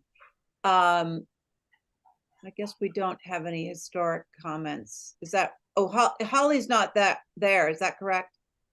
Yeah, it's not a historic structure. Okay, so, okay, well, board members, anybody want to go first on this? I will. Okay, thanks, Val. I don't have a problem with this moving off or being demoed. Given what's left of the original structure with the consumed by the amoeba around it, really, I'm glad they're saving the trusses. And I would just say, I know we're not reviewing the new thing. I appreciate the massing in that, but the amount of glass is gonna have to change a little, but that's for another day. So. Oh, thanks, Val. That's, yeah. Let's see. So we've got Diane, Connie, Carrie. Anybody else want to weigh in here? I'll weigh in. I you, would Joe. echo Val's comments, and I would also like to tell the applicant that I think you've represented what could become the norm for making the distinction between existing and how a structure has evolved over time. Graphically, it's very clear. Yeah, and helpful. And I enthusiastically embrace your concept sketch, with the exception of maybe some glass if it heads in that direction, but we can't really base the demo on that entirely. If that's how you decide to move forward, I think you'll be received well if it stays this scale. Those are Thank my you, Joe. comments. Thank you. Connie? No, I have no concerns with a move off or demo. Thank Okay, you. thank you for that. And is it Carrie? No, but Diane. Okay, Diane. Sorry, I wrote a couple of C's down here. Diane, what do you think?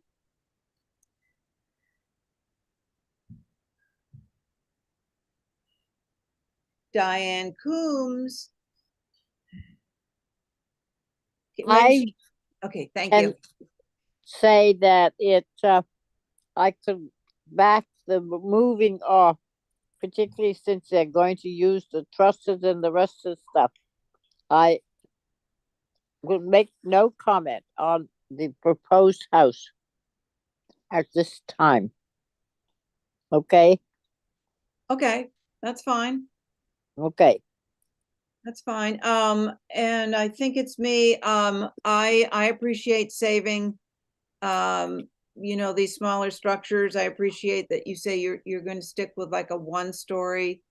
That's so nice to hear, especially around areas that are so open.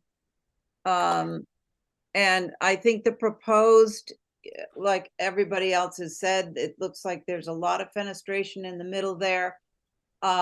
So maybe that could be turned down a bit. Those are my feelings. So, should we, what would we like to do here? Approve the move off and the retention of the trusses. That's all there is for that, right?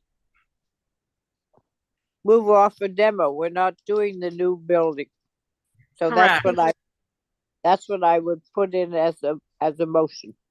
Okay. Okay. Thanks for Diane for that motion.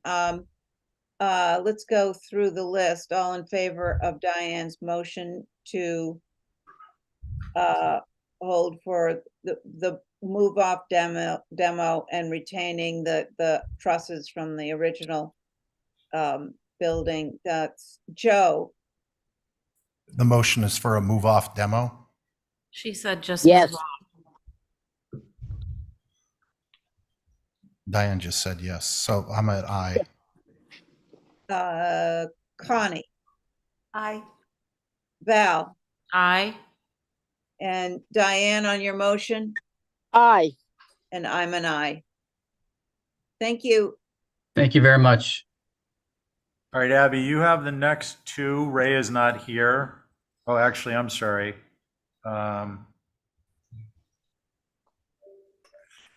Yeah, 305, 11. You have 63 Halbert and 32 Pacamo. And then I'll pick it up with 2 and 4 Highland. Okay.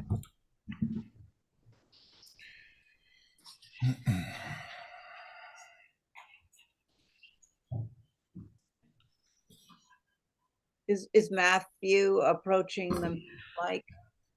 I am, Madam Chair. Yes. Aye. Mike. I can begin whenever. Yes, yep, Ready? as soon as we scroll down a little bit and see what the heck you're doing here. Okay. So the site plan's up. So you've seen this before. We were before you for a modification to a previous approval. Specifically, we're trying to capture some second floor square footage above the garage bay. Now, the garage bay can be set at grade where the remaining portions of the residence have to be above the floodplain. One of the benefits of capturing some square footage over the garage area is that first floor area is at grade. It is not elevated to the floodplain elevation, which is somewhere in the range of six plus feet.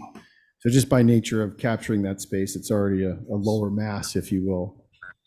Having said that, the board, when they reviewed it last, asked if there was any way to drop the ridge height, and so we've done that fairly dramatically. It does, negatively affect the area that we're capturing, specifically, drops really low eave lines, but it is really critical to the owners to try and capture this space. But we did lower it dramatically. And I think where we left off at the last meeting was to take some width out of the structure.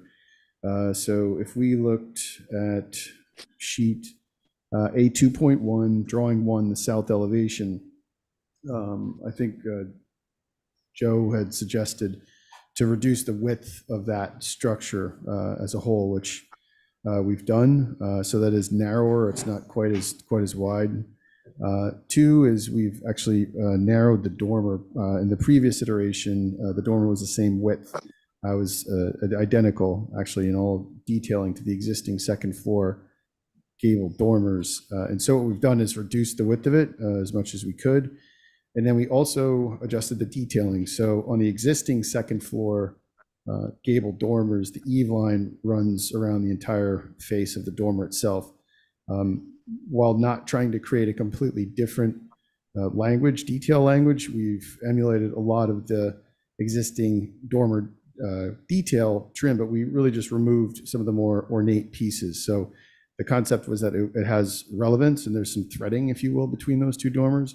But this dormer is smaller, it's more diminutive, and it also does not have the continuous gutter and eave running across the face of it. So it's a smaller version, but there's a lot of detail at its core that is referential, if you will, to those existing 2 gable dormers.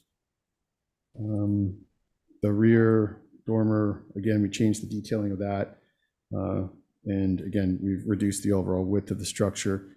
I would also just point out that the height of this portion is 21 feet 4 inches. So in a neighborhood with that's only going to continue to increase in height due to the floodplain, I'd say that this particular portion of the structure complements the existing, but also we're taking advantage of the first floor being non-habitable space, and so the scale is more diminutive. So with that, look forward to comments from the board. Madam Chair, thank you. Thank you. Mickey, Yeah, were there Holly comments before that? I mean, we do have a couple, actually, I'll just go ahead and say that we have no concerns about this. So, is this on the agenda? Because I'm seeing the main house edition and revisions. Main house edition. Yeah, I know. I guess it's wrongly marked. 'Cause Okay. this is Madam this is- Chair? Yes? Yeah, it's supposed to, I forgot to add the A, but it's for 63A Hulbert. Okay, yeah, that A makes a difference. Okay, good. Yeah, I don't think Holly's there, Mickey, so I think it's, I do have comments for her, Madam Chair. oh, could you read those, Esme? Holly's comments are the changes are not substantial enough to address commissioners' concerns. The street elevation south is still overwhelmed. The dormer on the garage,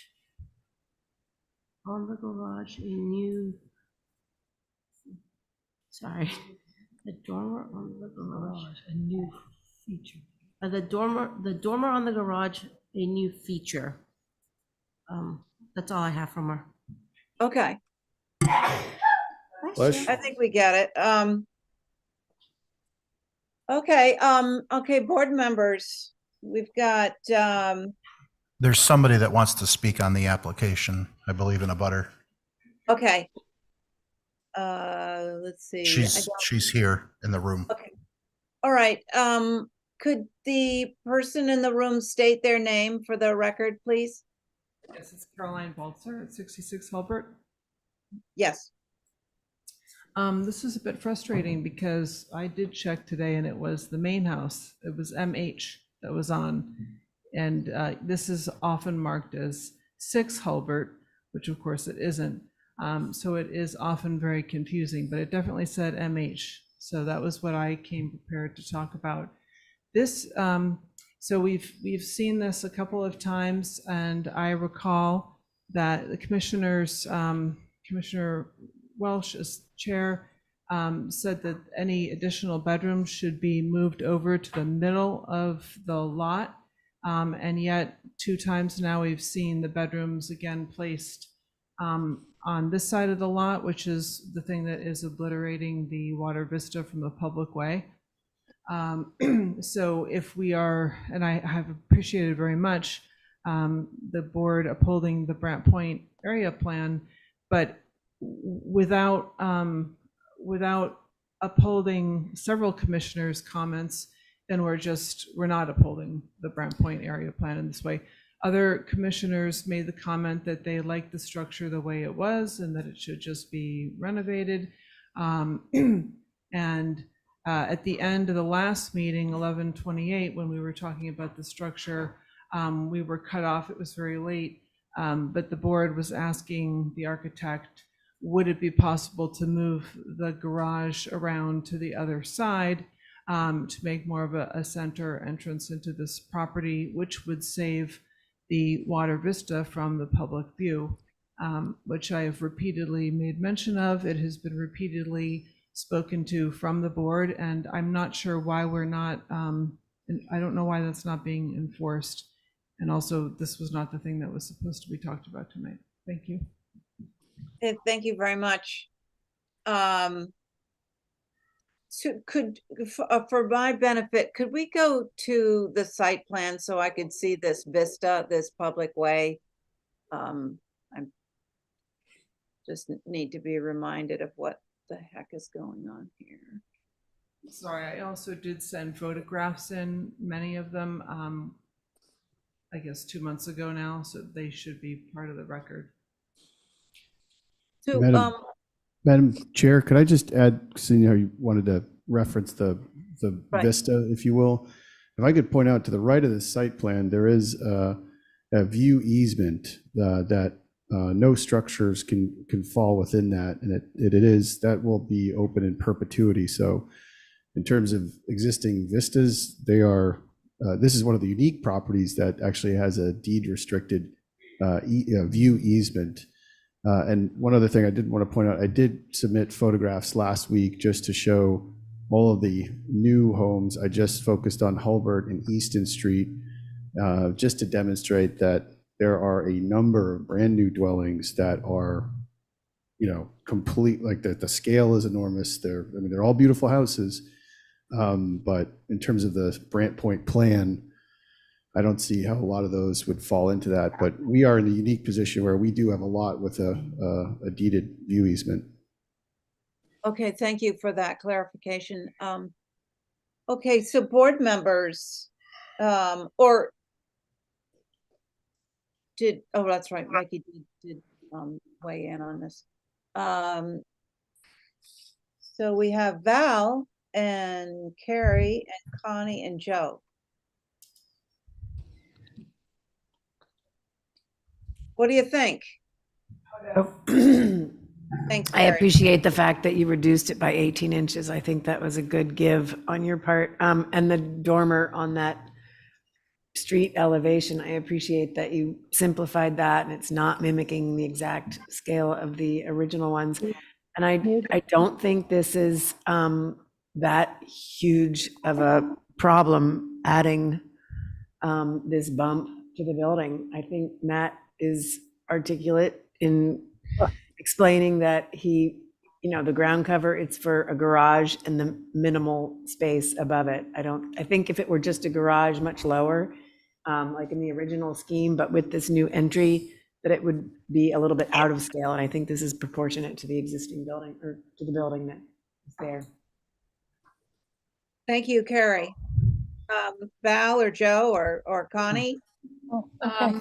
I think for me, I would So, like to, meeting, my mouth hurts. How's it sandwich? It's good. I've already. Diane, I think we you can have- hear you guys. Thank you. Diane, you're next, so warm up. I didn't even say anything. Go ahead, Val. Sorry, I was talking to Diane. I know. Continue. I know.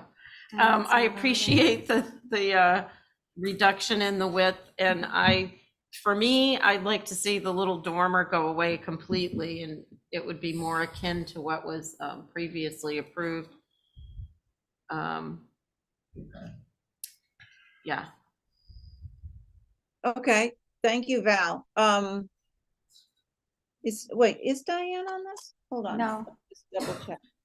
No. No. No, okay. So Connie. Yeah, I don't really have anything else to add that's not already been stated.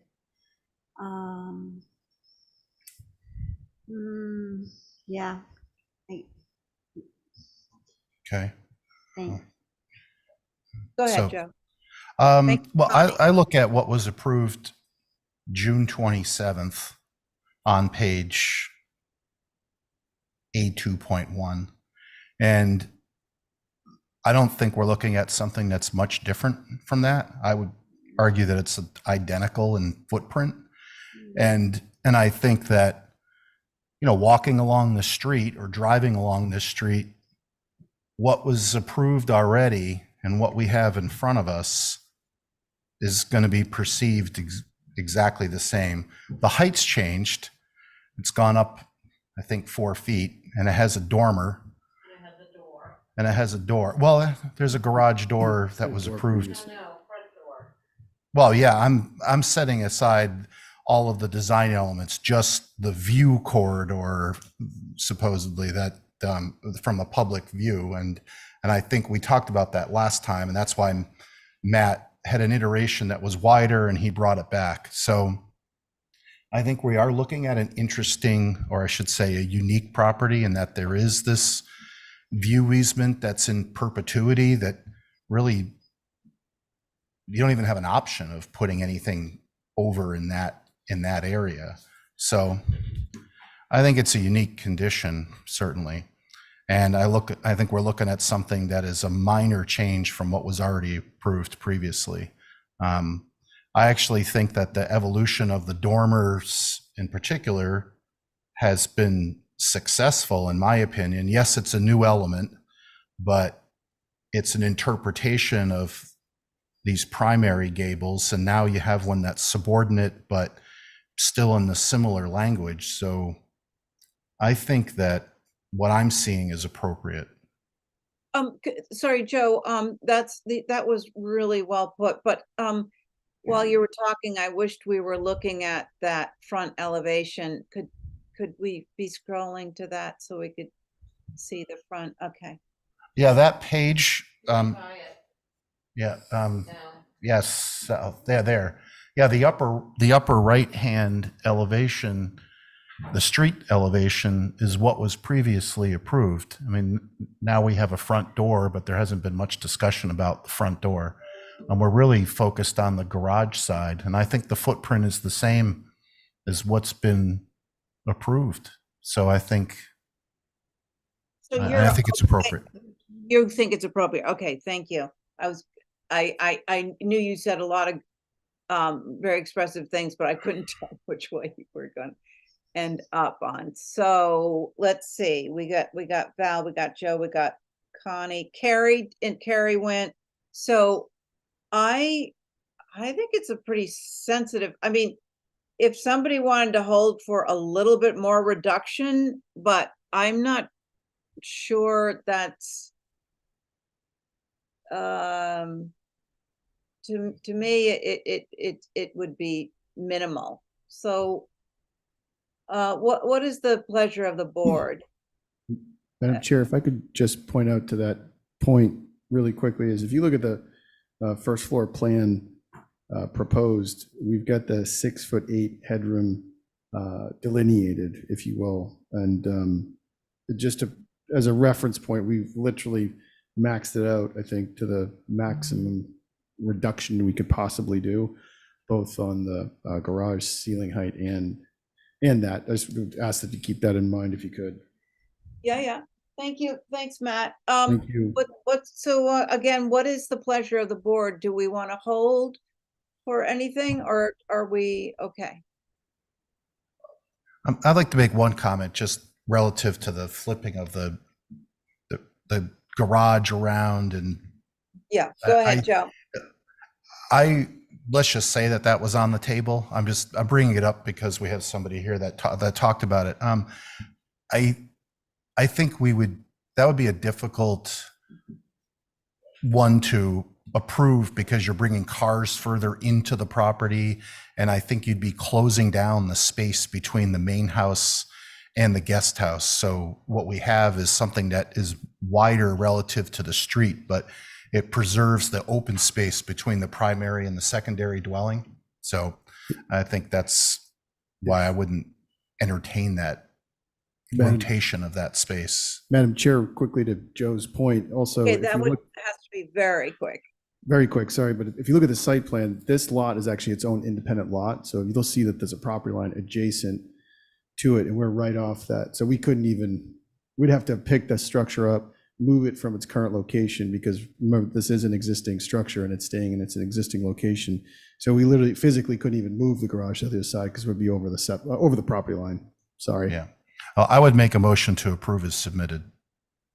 Okay, Joe's made a motion. On Joe's motion, Val, I'm gonna say no. Carrie, Aye. Connie, Aye. and I'm an aye as well. And Joe, on your motion? Aye. Aye. Okay, that passes. Thank you, Matt. Thank you. Thank you, neighbor, for coming in and expressing. I know it didn't go all that. There's your no way. main house being discussed, right? No, Right. no. Yeah. It's actually its own Let's property. 63. make sure we change that to. Madam Chair, can I clarify something? Yes. This is a main house for 63A Hulbert. That's Yes. right. So We'll it's change that. correctly added onto the agenda, except that the A was omitted by accident, Yeah. which is I'm human. We all make mistakes. Right. Functionally, it's used as a guest house, but technically it's a main No, I house. don't think it was an intentional mistake. Okay, so moving right along, we're at 32 Pocomo. Gate. I guess, am I chairing this? You are. Okay, that's fine. Uh, I can begin with your permission, Madam Chair. yes, please, start. Okay, thank you. So this was an application for a gate, an entry gate, a driveway. Oh my God, excuse me. Sorry about that. Driveway gate, primarily to keep deer out. We've looked at a couple of different options. I don't know what the surface material is that you can actually, that deer don't like to cross over it. The owners have dogs and they're concerned about their paws being hurt by it. Anyway, so this is like an intentional deer gate to keep the deer out. We came to you previously with stone posts, and the gate was much closer to the road. And so we've changed the posts to wood, and we moved the gate back about, I think, at least 10 to 15 feet from the road. So you can actually see in the site plan, there's the edge of the pavement to where this gate is now. This is, it's got to be at least like 25 feet set back. So I think the visibility is minimal, but look forward to comments from the board. Madam Chair, thank you. Thank you, Matt. Excuse my, whatever that was I did. Gosh, off the top of your head, what are the dimensions of those posts? Yeah, I there's mean, nothing. Just for You know what? They look clarification, like what 3 feet by 3 feet. No, I don't think they're quite. I think they're probably about 18 by 18. well, so those And how trees, tall? They're about probably like over 6 feet tall. Yeah. yeah, we need some dimensions on this, don't you think? Yeah, mean, I can provide them. either that or change the scale of the trees. I know. Those look like, the pearly gates. That's fair. Sorry. Yeah, because it's right. Well, anyway, We could definitely okay, provide thank you, Val. dimensions. Could you? I appreciate them being pushed back. I would like to know the scale before I say, yeah, they just seem large, and I think it is next to the trees. Thank you for the different variations around the island, but I think only what's in this area would be pertinent. And just so I'm clear, we are not approving this deer fence, which is right on the line. Correct. That's 8 feet tall. Has that been it doesn't seem like in the pictures it's there. So is that something that's already been approved, or is someone coming in? Because if you're going all the way to the edge of the property, they're going to be in front of these bushes that you see from the road. And that ain't happening. Yeah, we're not applying for the deer fence tonight, but I will get clarity on exactly where it where needs will to live. move in and be screened within what's there. That's all I have. Right. And to Val's point, maybe if it's not on the application, maybe it shouldn't be drawn in. But okay, so that's Val and Connie. Or did you go? She stepped out. Oh, okay. Joe. Yeah, I think additional information would be helpful, including dimensions, both vertically and in plan. I think a scale figure would be helpful. And I also think a site plan that removes the deer fence or incorporates it into the application so that there's clarity on what we're doing. And then just generally, I think it needs like about a 35% shrinkage, like all around. It's just a little bit of an unusual cap, and I'm looking to see if you've got lights integrated into that thing. No, sorry. Uh-oh. Nope. No. Just some LEDs, multicolored LEDs. That would be good. Yeah, so I think a little bit more information. And actually, if you're I would suggest that you show a few options because what hasn't changed is the gates themselves, which feel a little clunky. And I think having, I don't mean that in a bad way, but just a little bit heavy. They're probably proportionately heavy relative to the posts, but I think it just needs to be lightened up a little. Okay. Those are my thank you. comments. Thank you very much. I'll go. Yes, Diane, please. Thanks. I would like to see the fence being a typical fence out there, as we have some pictures of the straight across with the angles. I think this is not typical, and particularly enclosed with whatever that fence is, which we haven't even seen. The fence, the gate needs to be thinner. You have a picture, I think it says 32 quidnet from what I could see. Looks like a good fence. Simple, farm-like. This is not going on to, a whoopee piece of land. It's going on supposedly into a simple one with a deer fence, and that's why I think the gate should be simpler, straight across, and one of those with the angles that project for it. That's what I would put there. That's all we were discussing, was the gate, driveway, and fence. I appreciate it going in some length of time, but I would like to see a simpler out there type of fence gate. Thank you. Thank you, Diane. Abby? Yes? Yeah, sorry to interrupt. The documentation's a little bit off. I actually chaired this now that I'm looking at it. Oh.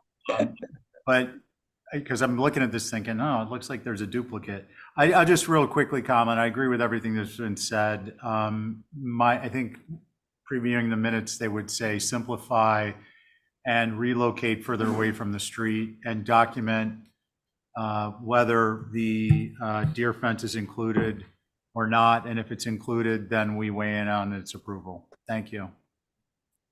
Oh, okay. Sorry, Stephen, I have Paul, Camp, Coombs, Oliver. Yeah, no, I know, Abby. I'm just telling you, it's not correct, but Oh, okay. before you So comment. am I on this or not? You are, and you can continue to chair it. I just wanted to get my comments in before you commented last as chair. Yeah. No, okay, so, yeah, well, briefly, I just think it's still like a rural setting, and definitely we need scale and dimensioning, and I would take the deer fence out so that it doesn't confuse the issue. So, can someone make a motion to hold for those? I would make a motion to hold for revisions and further information. Okay, you know what you need to do, Yeah, Matt, right? I do. Thank Okay. you. All right, so on Diane's motion, Stephen, Aye. Val, Aye. Joe, Aye. and Just like right around the corner. Oliver. Aye. And so, yes, Diane on your motion, Aye. and I'm an aye. Thank you. Thanks, Matt. All right, Matt, you're on next for Thank you. 2-4 Highland Ave, new dwelling revision. Mr. Actually, Chairman, yeah. he just requested to hold all of the rest of his applications. You're going to hold them? That's okay. Thank you. Can you tell me, do we have any abutters? I don't think so, no. Okay. Matt, may I ask, you have full board. Just reviewing the drawings. Good enough. I just yeah. was curious if you were aware of that. Okay. Yeah, I was, sorry. And, Hold.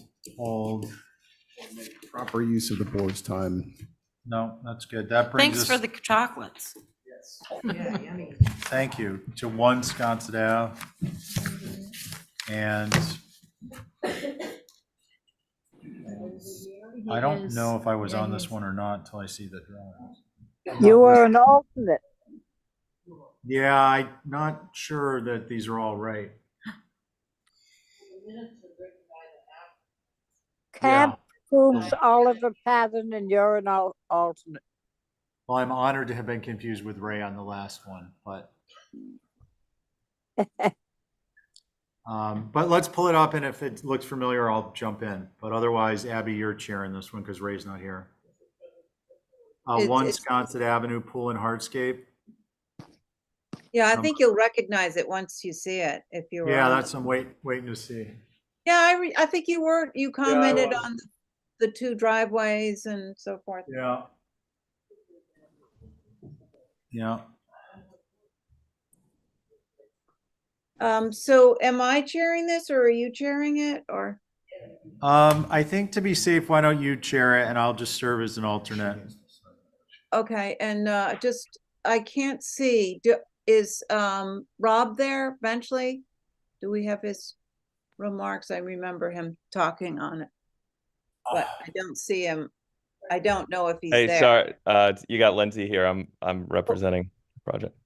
Oh, good, good. Okay, so Lindsay's here. I was actually looking for Rob Benchley from the Sconset group, but okay, so we have go ahead, Lindsay. Start. All right, cool. So the last meeting, we did all the changes that was asked. We added the privet hedges and the locations we were asked to do so. We added some boxwoods in front of the fence, and we have privet behind the fence still to help screen. And then it was also requested that we apply for the shed, which we had actually applied for it when we first submitted, but it dropped off when we did our first round of revisions. But it's the next on the agenda. So if you guys want to, I don't know if you want to look at the shed first and then come back to this one, because I think everyone was kind of saying that they wanted to see what the shed looked like, because the shed's helping to provide some screening. I don't think it makes that much difference, and we're Okay. right here. But so we pretty much did everything the board had asked from a revision standpoint.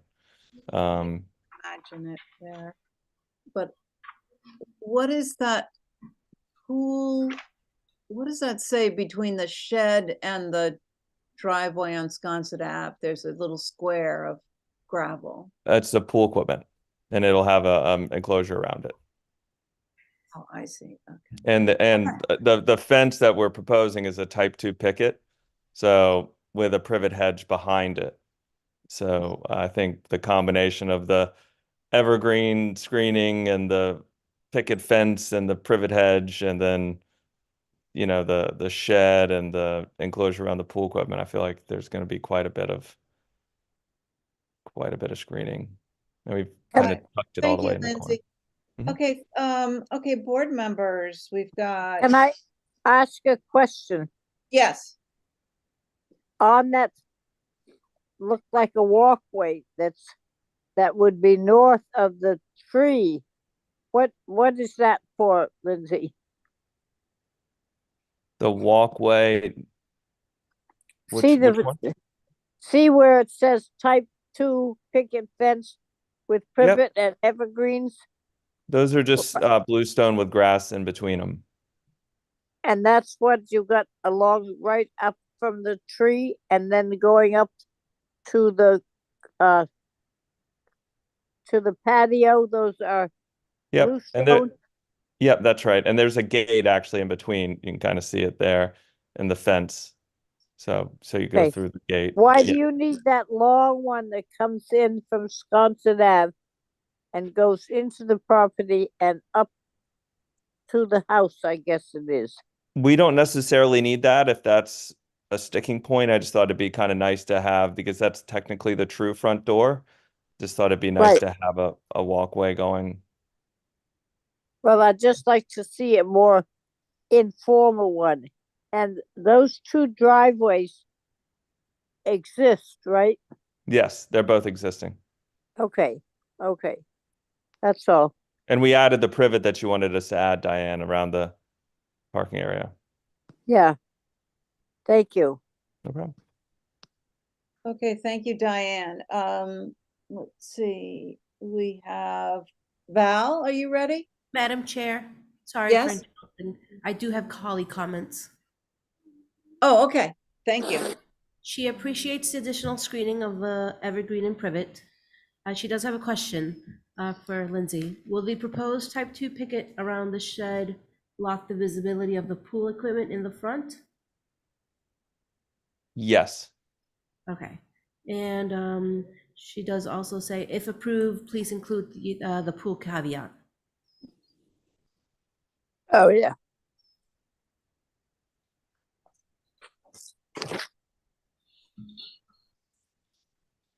And Rob is also here. Rob Benchley. Hello, hi, hi. It's Rob Benchley. Madam Chair, I'm part of the Wisconsin Advisory Group. And for the record, that consists of myself, Angus McLeod, Caroline Ellis, Mary Lathrop Will, and Clement Durkis. And we just wanted to stress again the kind of inappropriateness of this just being on a corner lot. And that is all. Thank you.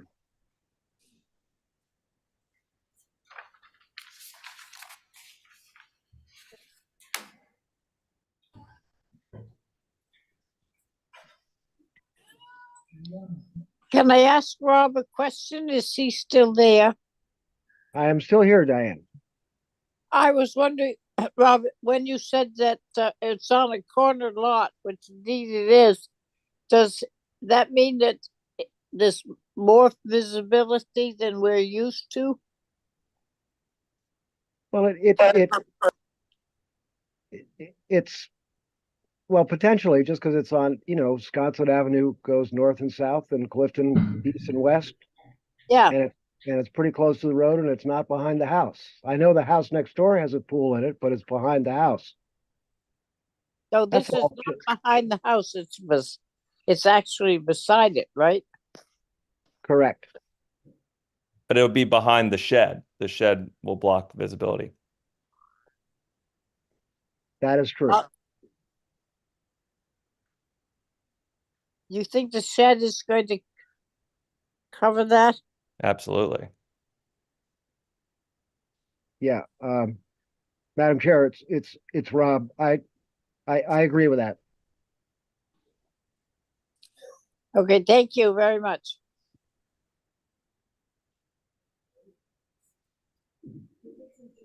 Abby, are you there? Sorry, I was talking to nobody. Sorry about that. Sorry, what, Rob, you said you agreed with that. Was that about the screening of the pool equipment? Will that be seen from Sconset Ave? Was that? Well, just What did you agree with Diane about?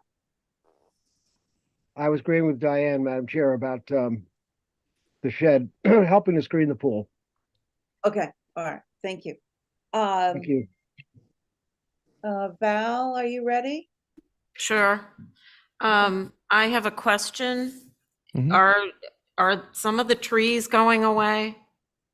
There's just one tree that's gonna get removed on which is kind of like where the patio is, I guess, or kind of like, yeah, where the patio is. But all the other trees are remaining.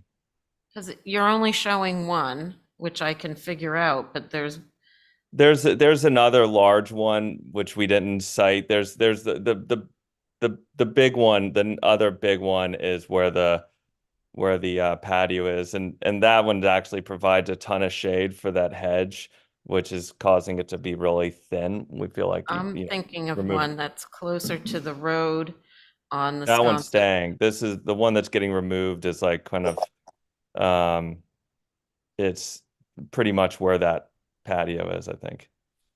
Okay, well, I think that leaving those go a long way in keeping the streetscape in character and setting. Yeah, the ones appreciate- closer to the street are definitely staying, and that really big one in front of the house is staying.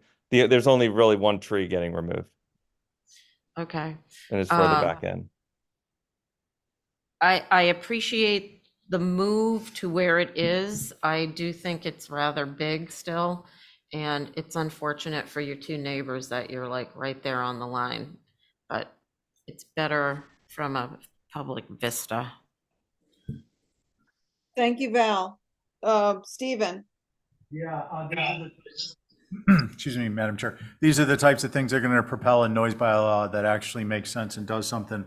I just want to see the tree that's staying, that's not reflected in the site plan shown, and obviously not visible at time of inspection or thereafter, no grade changes from prior existing to time of application. Thank you. and thank you. And Connie. I have nothing else to add. Thank Okay, you. whoops, what happened to, there we go.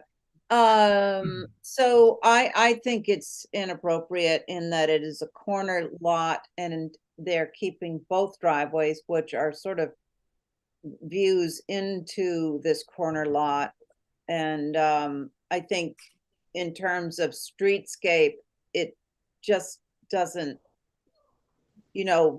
screening's going up to protect the pool, but we're losing the streetscape. So I wouldn't be in favor of this. But that is my opinion. And what is the pleasure of the board? Motion to approve through staff with the front yard tree that is to remain to be shown, the tree that is to be removed to be shown as to be removed accurately in both their locations, not visible at time of inspection thereafter, no grade change from prior existing at time of application. Can you write, if No, I'll take care of it, Abby. Do you want to move the motion or no? yes, I will move the motion. On Stephen's motion, Diane, No. Val, Aye. Connie, Aye. and I'm a no, so that passes. And Stephen on his motion. And Stephen, on the motion. Yep, thanks, Madam Chair. I'm an aye. Okay, and you'll write that up? Yep. Thank you. Okay. We're going to go to the new shed. Guess that's a It'll given. be myself, Abby, Diane, Val, and Connie. I'd like to get back to short, concise bullet points. If you agree with someone, say you agree, and unless you've got something to add, we'll move on. Thank you.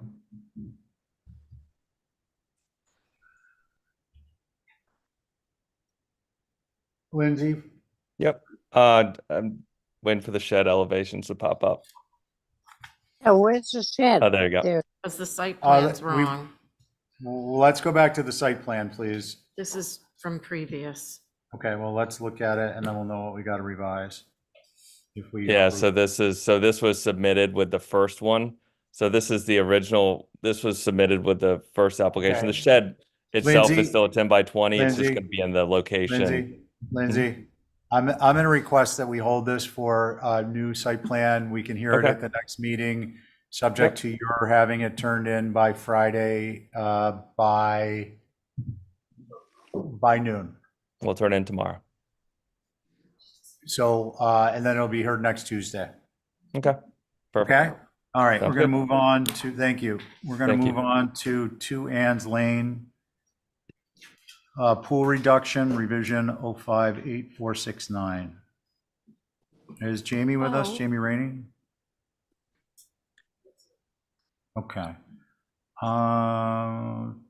24 Almanac Pond Road, sidewall doors, porch, Thornwell design. He's trying to hook in, see if he can. Yeah, this was consentable, by the way, so. Where is Ann's Way and Ann's Lane? It's across from the high school.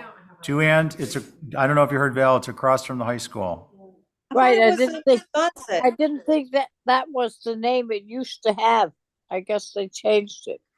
Oh, I think it's in Sconset off Sankaty Road. Well, make up your mind, guys.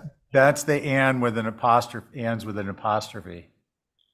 I'm teasing, Bill. And we're not on that one. Yeah, so we're 24 Almanac. Is Luke with us?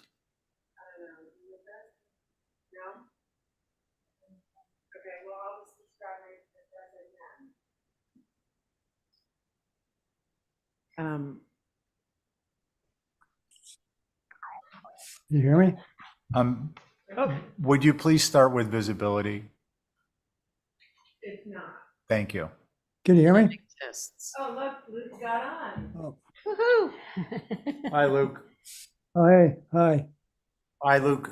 When you see the site plan, I think what we'd like to do, please, first is just establish the degree of visibility, Okay. given this is locked away. Wow, it's like being in another country. Yeah, it's way down Almanac Road, and as you're you can see the structure off kind of across the field at an oblique angle from the road at one sort of opening, but it's sort of like it's not easily visible.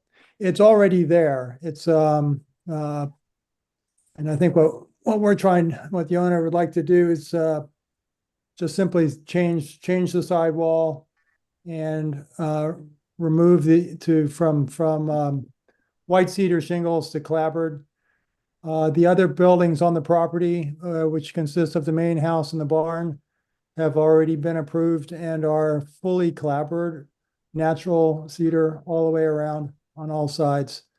And that's why the owner is choosing with this existing old structure to change it. He'd like to change it to a natural clapboard, and he would also like to remove the it's not really a porch roof. I think it's more of protecting the room from the sun, to be honest. But anyway, at least I think that's what the original architect intended. But now the owner would like to get rid of it. On the south side, really, that is not visible from a public way at all. That's facing south, and it's the north side, which has some visibility at an angle. I think we get it. Okay, thanks, Abby. Are there any concerns? I don't have any. Good. Is there a motion? Motion to approve as submitted. On your motion, Val? Aye. Abby? Aye. Diane? Aye. Let's see, so that'll be, we'll go with Connie. Aye. Okay, and I'm an aye, so that carries unanimously. We're gonna move to 9 Coffin Street. Yeah. It was sitting elected members and Connie. And good evening, Bo. Good evening, John. How are you? We're getting there. Welcome to the HDC. We will have you start once you see your site plan.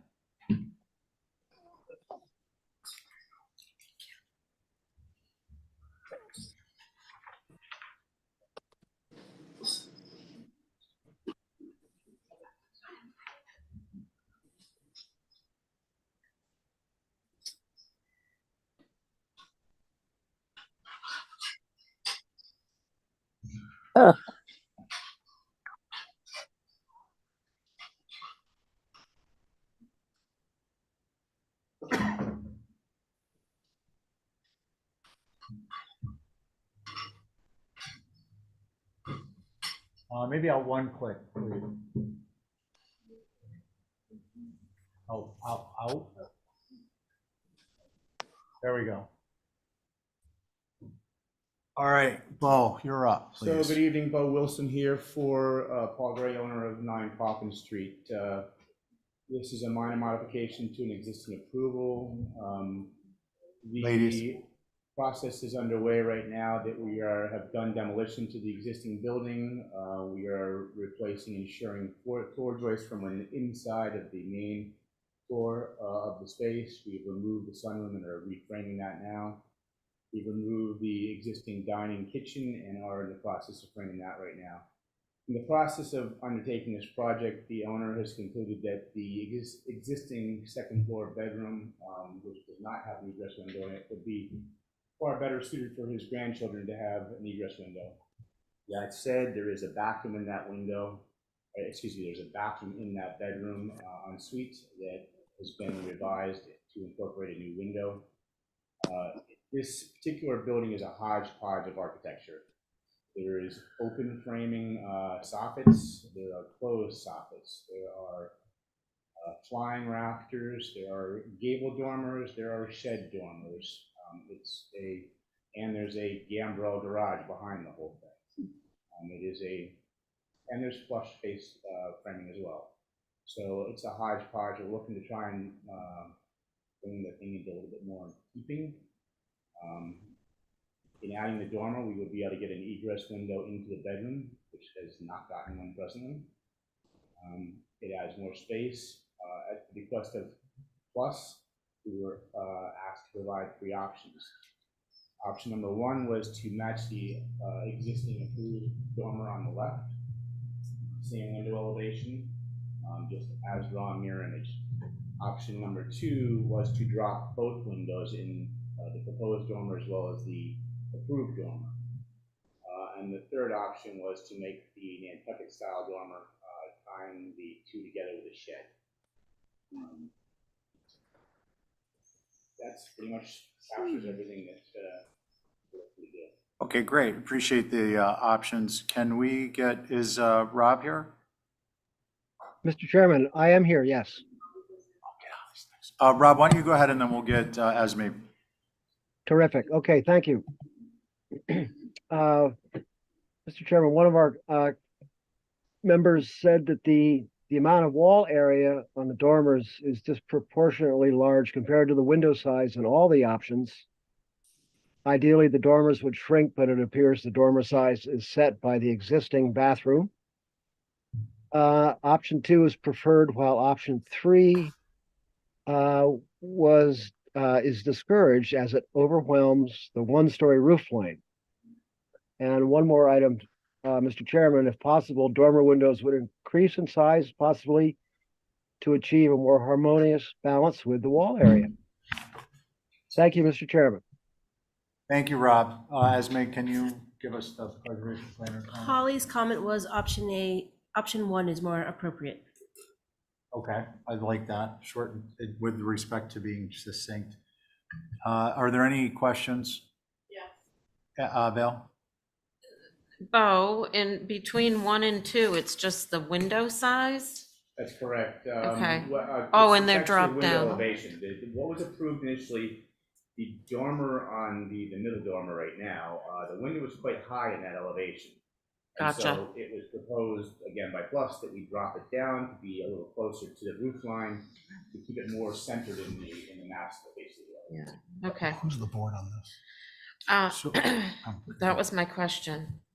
I brought some pictures of the existing situation. I know not everybody can see them, but as of now, with none of the mass is there, it looks completely different than what it does on paper. But perhaps I've got 5 copies. You're welcome to take a look if you like.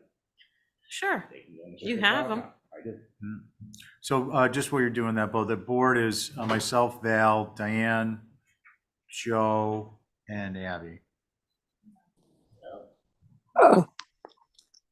Thank you, sir. Thank you.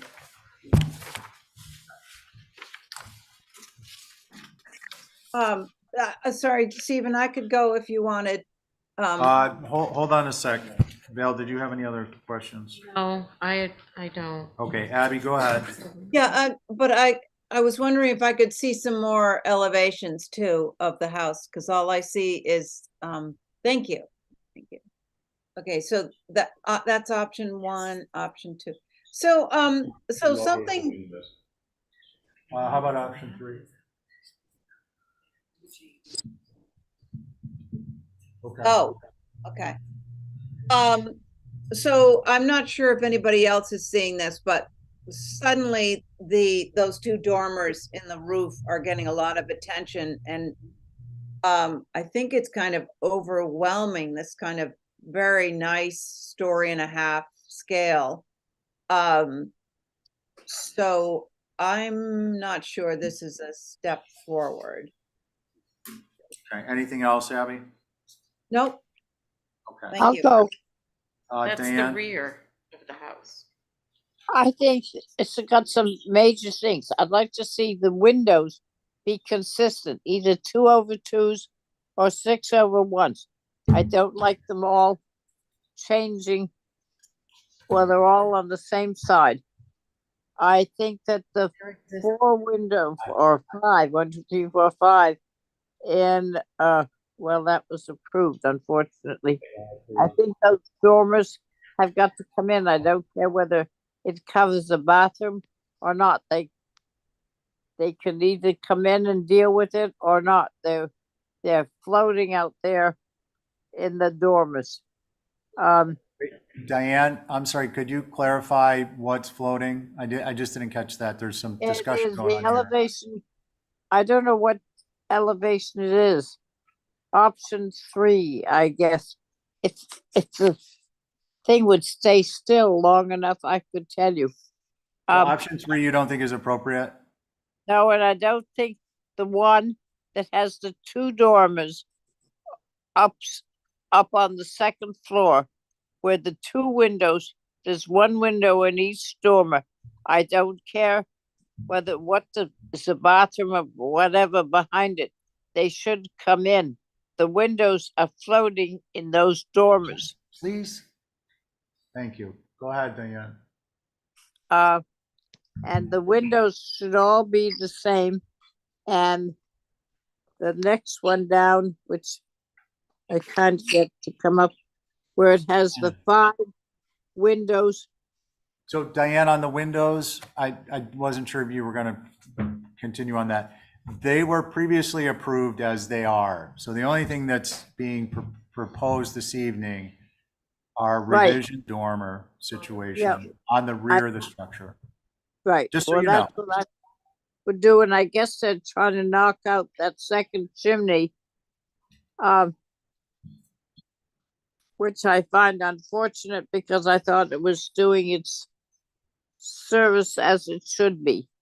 But if that's the only thing that we got going, we could say I would like to have the windows decide what they're going to be. Are they going to be 2/2s or 6/1s? Their proposed is 2/2 to match previously approved other windows that have been ordered and received on site, is my understanding from the applicant's agent. Well, they should have made some better decision than that. Okay, thank you. Okay, thank you, Val. I would just want to point out, the only thing in front of us is a dormer on the rear of the house. Everything else is there or has been approved. And given the little mini window, if you look at the existing floating around in the dormer that's existing, I prefer having 2 consistent sizes and lower down like a normal dormer would be. So option 2 would be my choice. Thank you. Joe? That would be my motion. And I would agree with that. Motion to approve option 2. Okay, on the motion, Joe? Aye. Val? Aye. Diane?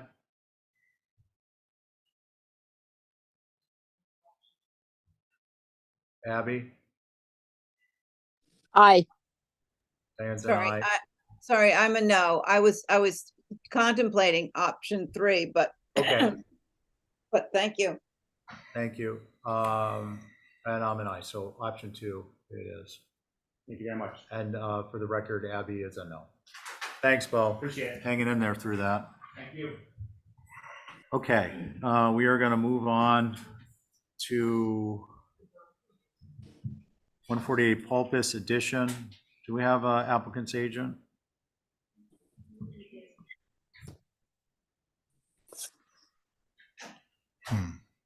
What time is it? 8:20. Hello there. Can you hear me? We can. Once you see your site plan, go ahead and proceed, please.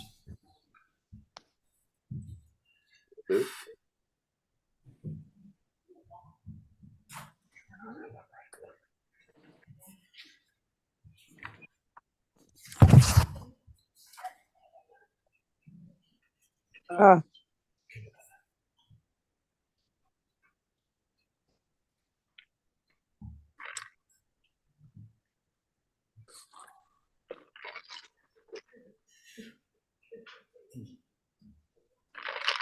One more click out, please.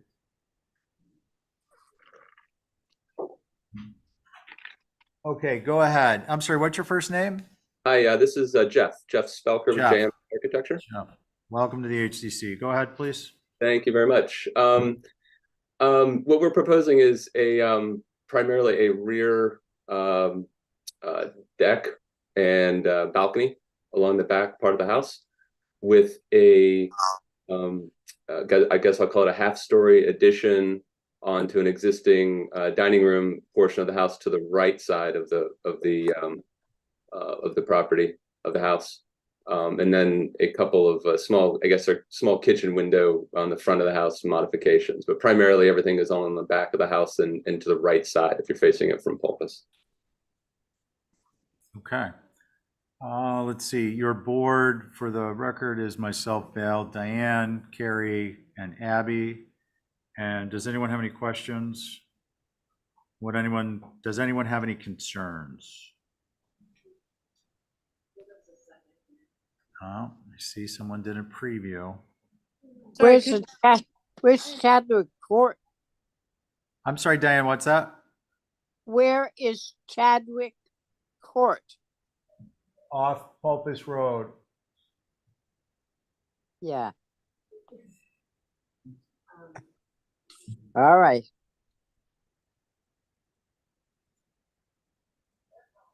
Carrie? Are you ready?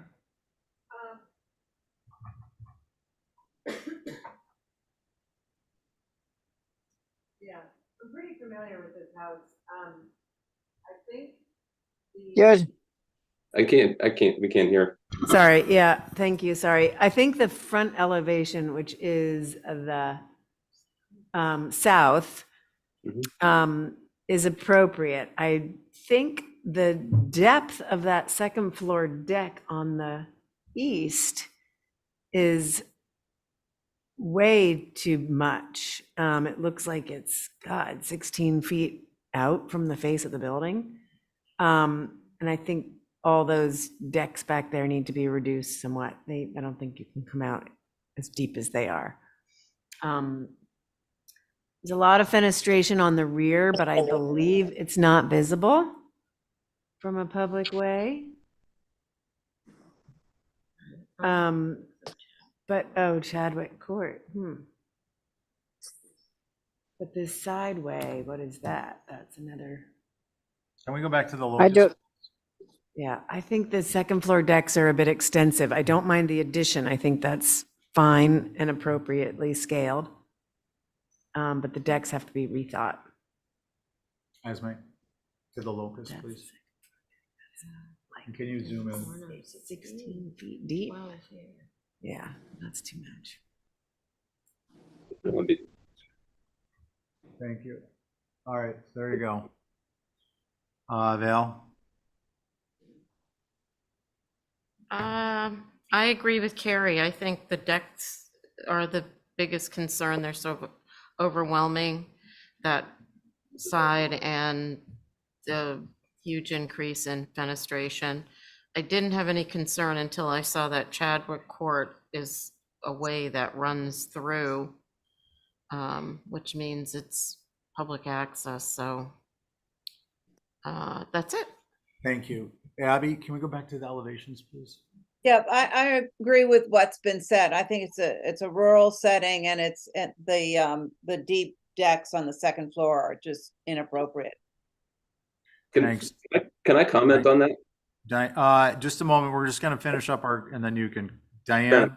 Absolutely. I think that the building is too tall with the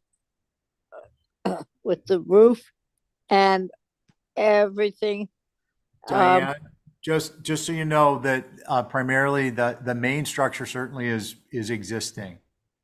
Right. I was just trying to find a red circle around something Yeah. specific.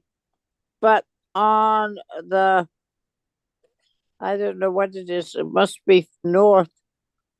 With all those windows, it's too busy out there. There's still the countryside out there. And that has 1, 2, 3, 4, 5, 6, 7 window mold areas. And that huge deck and everything else. So I agree with what has been said. It's got too many decks and too big. Okay, thank you, Diane. Can we zoom in on the lower left corner in the center? Okay, so, and then scroll up. Yeah, can you just go out one click? All right, so I think the prior existing, although atypical, which is the center floor light on the second floor, is much more appropriate overall than the double set of double sliders in the middle of the building. So that's a long way of saying more specifically, I agree with Diane on the fenestration, and I agree with the others on the depth of the deck. And you wanted to comment? Well, I just wanted to kind of clarify. I don't know where the 16 feet came from. The lower deck is 12 feet from the Can we go to the slide elevation that shows? and then the balcony on the second floor is carved out of that porch, what I believe is a little over 9.5 feet. So I don't know where the 16 feet come from. The side elevation is that's actually wrapping around the corner of the building, so it's no deeper on the side than it is in the back. And then the fenestrations, the sliders we have, I guess we felt like we wanted to do that on the first floor for sure with the sliders. The second floor, understand that does increase the fenestrations within that existing dormer. The other windows are not changing to the left of that where the gable is, the triple and the quadruple windows that are to the left of those sliders. Those are existing, and we're not proposing any changes to the right. I just wanted to clarify, mostly as the deck I wanted to clarify. It's 12 foot deep to the outer edge of the deck, and then that's 9.5 on the upper balcony that's carved out of the porch with a railing on it. Okay. Yeah, your deck second floor should be 8 feet deep maximum. Thank you, Carrie. So the length along I can't read the cardinal point, but is shown on the screen, the upper right. The presentation is that obviously it's a deck longer than 8 feet, which would be the maximum for an unsupported other than post deck. So regardless of the fact that it's not exactly the topic that's restricted to 8 feet, the point that's being made is that it looks very long. Okay, what would we like to do, folks? I'd like to make a suggestion to for revisions of the deck and the fenestration. I can't read that cardinal point either. What is that? What is the back of the house? What direction does huge space? Is Could it you south? The rear of the house is facing north. The front is it's on the north side of the home. The faces. Okay, so I would ask for revisions on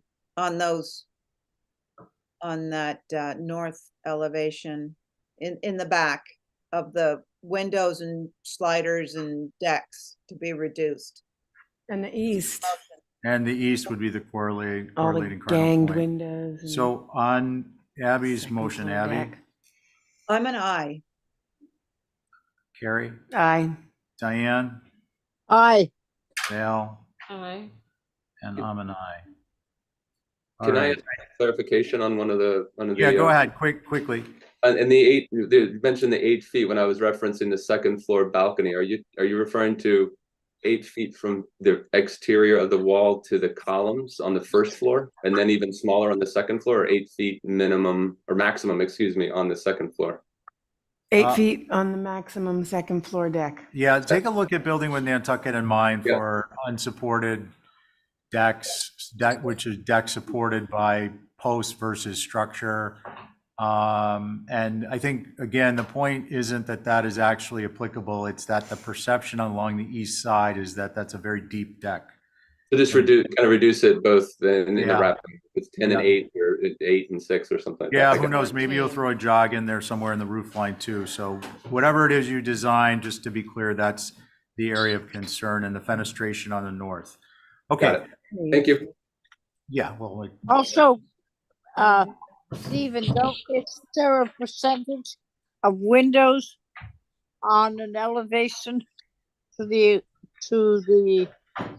percentage of the wall? Look at that elevation. yeah. It's Wait, 90% windows. Which one, Diane? It's the very bottom one on the left. I can't Yeah, read. so just to be clear, we've motioned and approved revisions to the fenestration there and on the east, and in particular on the east, the deck, the perception of the depth of the deck. Yeah. Okay. Yes. So we do not have minutes on the agenda to approve. And that being the case, I would ask for a motion to adjourn. I make the motion. Excellent. Thank you, Diane. On your motion, Aye. Abby, Aye. Val, No, no. Just kidding. No, Aye. no. Let's be I'm an April aye, Fools. Aye. and Joe. Aye. Excellent. Thank you, everyone.